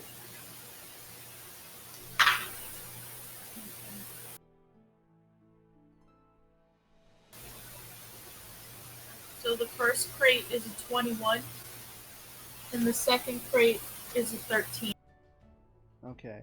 The first one, the first one, it's not locked with a lock. There are at least 3 dozen nails into the top of this lid, just nailing this lid shut on this crate. It doesn't seem to be trapped, that you can tell, but you get the impression that somebody doesn't want any just random person being able to open this. Like, it is sealed up tight. The next crate, also not trapped as far as you can see, but again, it's not as sealed up as the first one, but it's also sealed pretty tight. Whereas the other one had 3 dozen nails all along the lid. This one seems to be about 2.5 dozen, maybe 2. You're not sure, but it's not. There's not as many nails in the top of this lid. But there's no way to get in here other than brute force. I'm gonna try to break the slats on the side rather than try to take the top one. Okay. Make a strength check for the first one. The DC is definitely decreased since you're going for the slats and not the lid.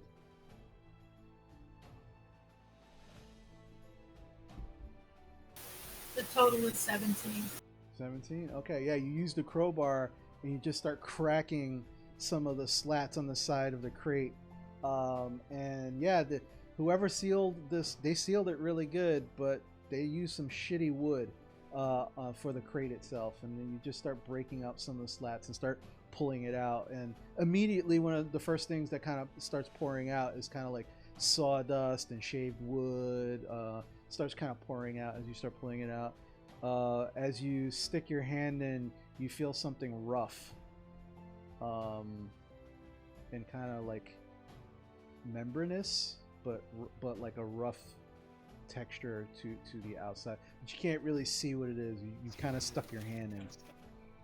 You start pulling away more of the slats to get a better look, and you can see inside this crate is a large red dragonborn egg. Okay. I'm gonna let Ellen know we found what we were looking for. There's dragon eggs in here, and I'm gonna stop battering the barrel so that we don't damage it in any way. Okay. Do you want to try the other crate? Yes, absolutely. Okay. Doing the same thing, or are you gonna try and pry it open? The top. I'm gonna go through the slats again. Okay. Roll another strength check for him. Can I investigate with her each of the boxes she opens? Well, yeah, you see as she cracks open that one crate and she finds that dragonborn egg. You're seeing it all at the same time while she's doing it. So, yeah, absolutely. Okay. I rolled an 18. Okay. Yeah, this one cracks right open too. As you're pulling the slats open, and more sawdust and more shaved wood. You actually see two smaller boxes that are in there as well, and you can also see 3 what look like rolled up canvases that you start pulling out as well. Are the boxes locked? Make an investigation check.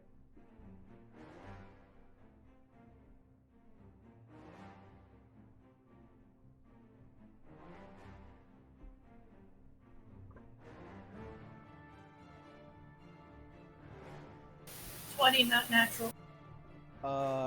Yeah, both of the boxes are locked. They are not trapped. Can I open them with the lock picks? Yeah, you can. Sure, you can absolutely try.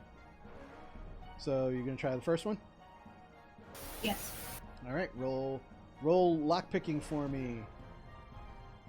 That is D20 with your Dex modifier and proficiency bonus. So I believe you are proficient in Thieves' Tools.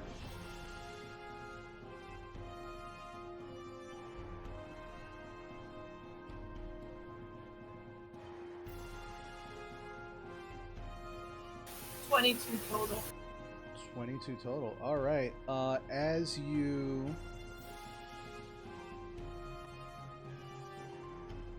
pop this open, you put your thieves' tools in the lock, and you kind of fiddle around a little bit, and then pop, you feel the lock just bing pop open, and you open this up, and you can see immediately you find there's like this little, there's like a small, almost like a washcloth type of cloth, and you pull it to the side, and as you pull it off, you can see what looks like this almost.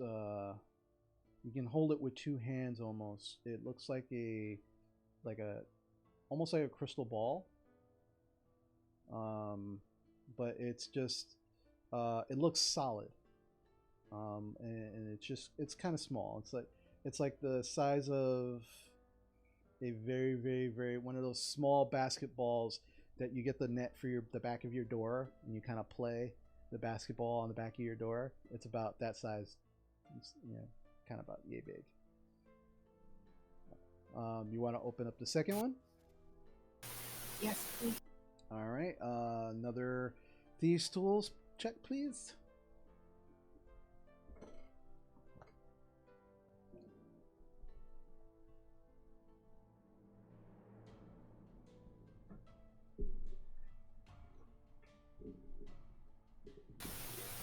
$13 total. 13 total. This lock is a little tougher. You're unable to. You try, and you feel like you're almost about to bend one of your tools, but it's still not giving, and you're unable to pop that one open. I'm just gonna hang on to the box then. Okay. Galen, did you find anything else down here? Here's another box I can't get open. Maybe your lockpicking skills might help.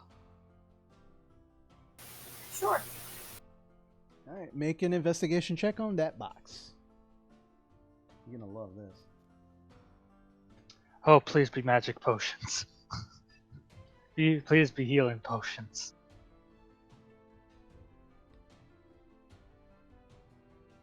What'd you get in your investigation check? 19. 19? All right, so the first thing you realize is that it looks like somebody tried to pry this box open with a crowbar, unsuccessfully, bending the lock, which increased the DC of you trying to open this box, and unfortunately, you are unable to open it up with a 19. So, and that's only due to the fact that a prior attempt was made to open this box with a crowbar. So the lock is a little twisted and a little bent. It's it's not exactly prime lock picking material for you. Galen, you broke the lock. We're gonna have to work on this one a little later. Well, shit. Alrighty. Well, you hear a large sigh coming from him. Since you found the eggs and you opened the rest of the boxes, I show her the box full of gold. Take half of this. Well, it's not all gold. There's lots of coins in there, and you haven't counted them out yet. All right, we'll count them out, but we'll split it even. All right. Well, thank you. Considering the time, I will say that though most of you are very battered, bruised, and beaten, at least all of you are alive. You are currently in the middle of the night on a ship full of dead bodies, looting the ship. It'd be an interesting place for us to call it for the evening and see what happens next week when we come back and what exactly will happen. It should be interesting. So, good game, guys. That was an interesting fight you guys had. Yeah. Totally. We almost lost 4 people. So yeah, so we'll call it for the evening. Good game, good fight. That was really freaking lucky, Lauren. You were like 1 point away from permadeath and playing a new character next week.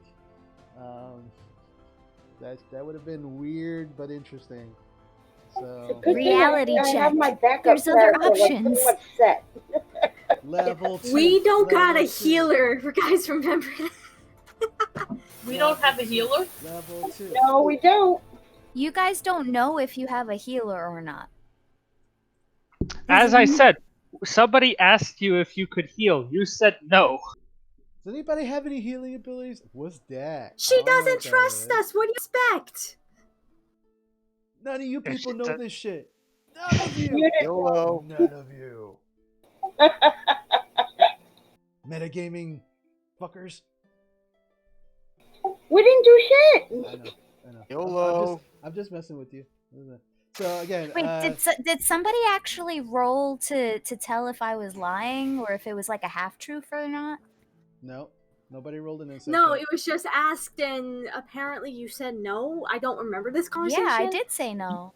Yeah, when what was her name? Rowan got like bear trapped. She asked if you could if you had healing potions and you and Nobody tried seeing if you knew how to heal or not. They just no, asked if you I could. didn't. I don't have any healing potions, so yeah, that was a no. And what's healing? She's not gonna tell us shit, so you could just like give it up. No, I mean when my character asks or something, or if there's a situation where I ask, I'll see if she's We'll lying. see how the dice roll. Yes. That's all I have to That's it, say. yep. I'm not saying anything. Like, Yeah, no, I'm minding my metagaming. business. No metagaming. I'm trying really hard to keep this character as much a mystery out of game as possible. Alrighty. So again, Okay. good game, guys. That was lots of fun. See you next week. Wow. Wow, Lori was outie immediately. Yeah, You guys froze on her, that's all. She's logging back in. she's like, "Fuck y'all. We're done. Good. Bye." She turned back into her lizard and took off. Her albino lizard. Yeah, no, that was pretty clutch. Like, that's one of the great things about the Druid class. about the druids. Yeah, so when you wild shape, you don't actually take it's your intellect. It's still you, just in a different body. But when you shapeshift, you actually become it's almost like giving yourself extra hit points. So As opposed to polymorph, like you said. right. So polymorph is the same in the sense that it's the same thing. Like the hit points of the creature you turn into are the ones that come off first, but once those drop to 0, you revert back to the form. Polymorph, again, you take on the intelligence and the aspects of the creature you turn into. Not with druids. Druids, it's really cool. It's like it's you just in a different body. So that was very clutch for Lori to actually do, because that gave her a little extra oomph, considering you guys keep just running and doing stuff without taking a long rest. I love it. It's awesome. You guys are gonna die. I was actually going to suggest before you said, "Okay, we're stopping," that we throw the bodies into the hold and take a long rest on the ship. Okay, we can come back. We can come back next week to that. That's fine. We're gonna discuss that next time. Yeah, we're gonna discuss that. We'll start the discussion when we come back. Alrighty. That was the most damage I think I've ever taken. In like the whole last campaign, I didn't take that much damage. I always ended up dodging. Yeah, those guys, very weak.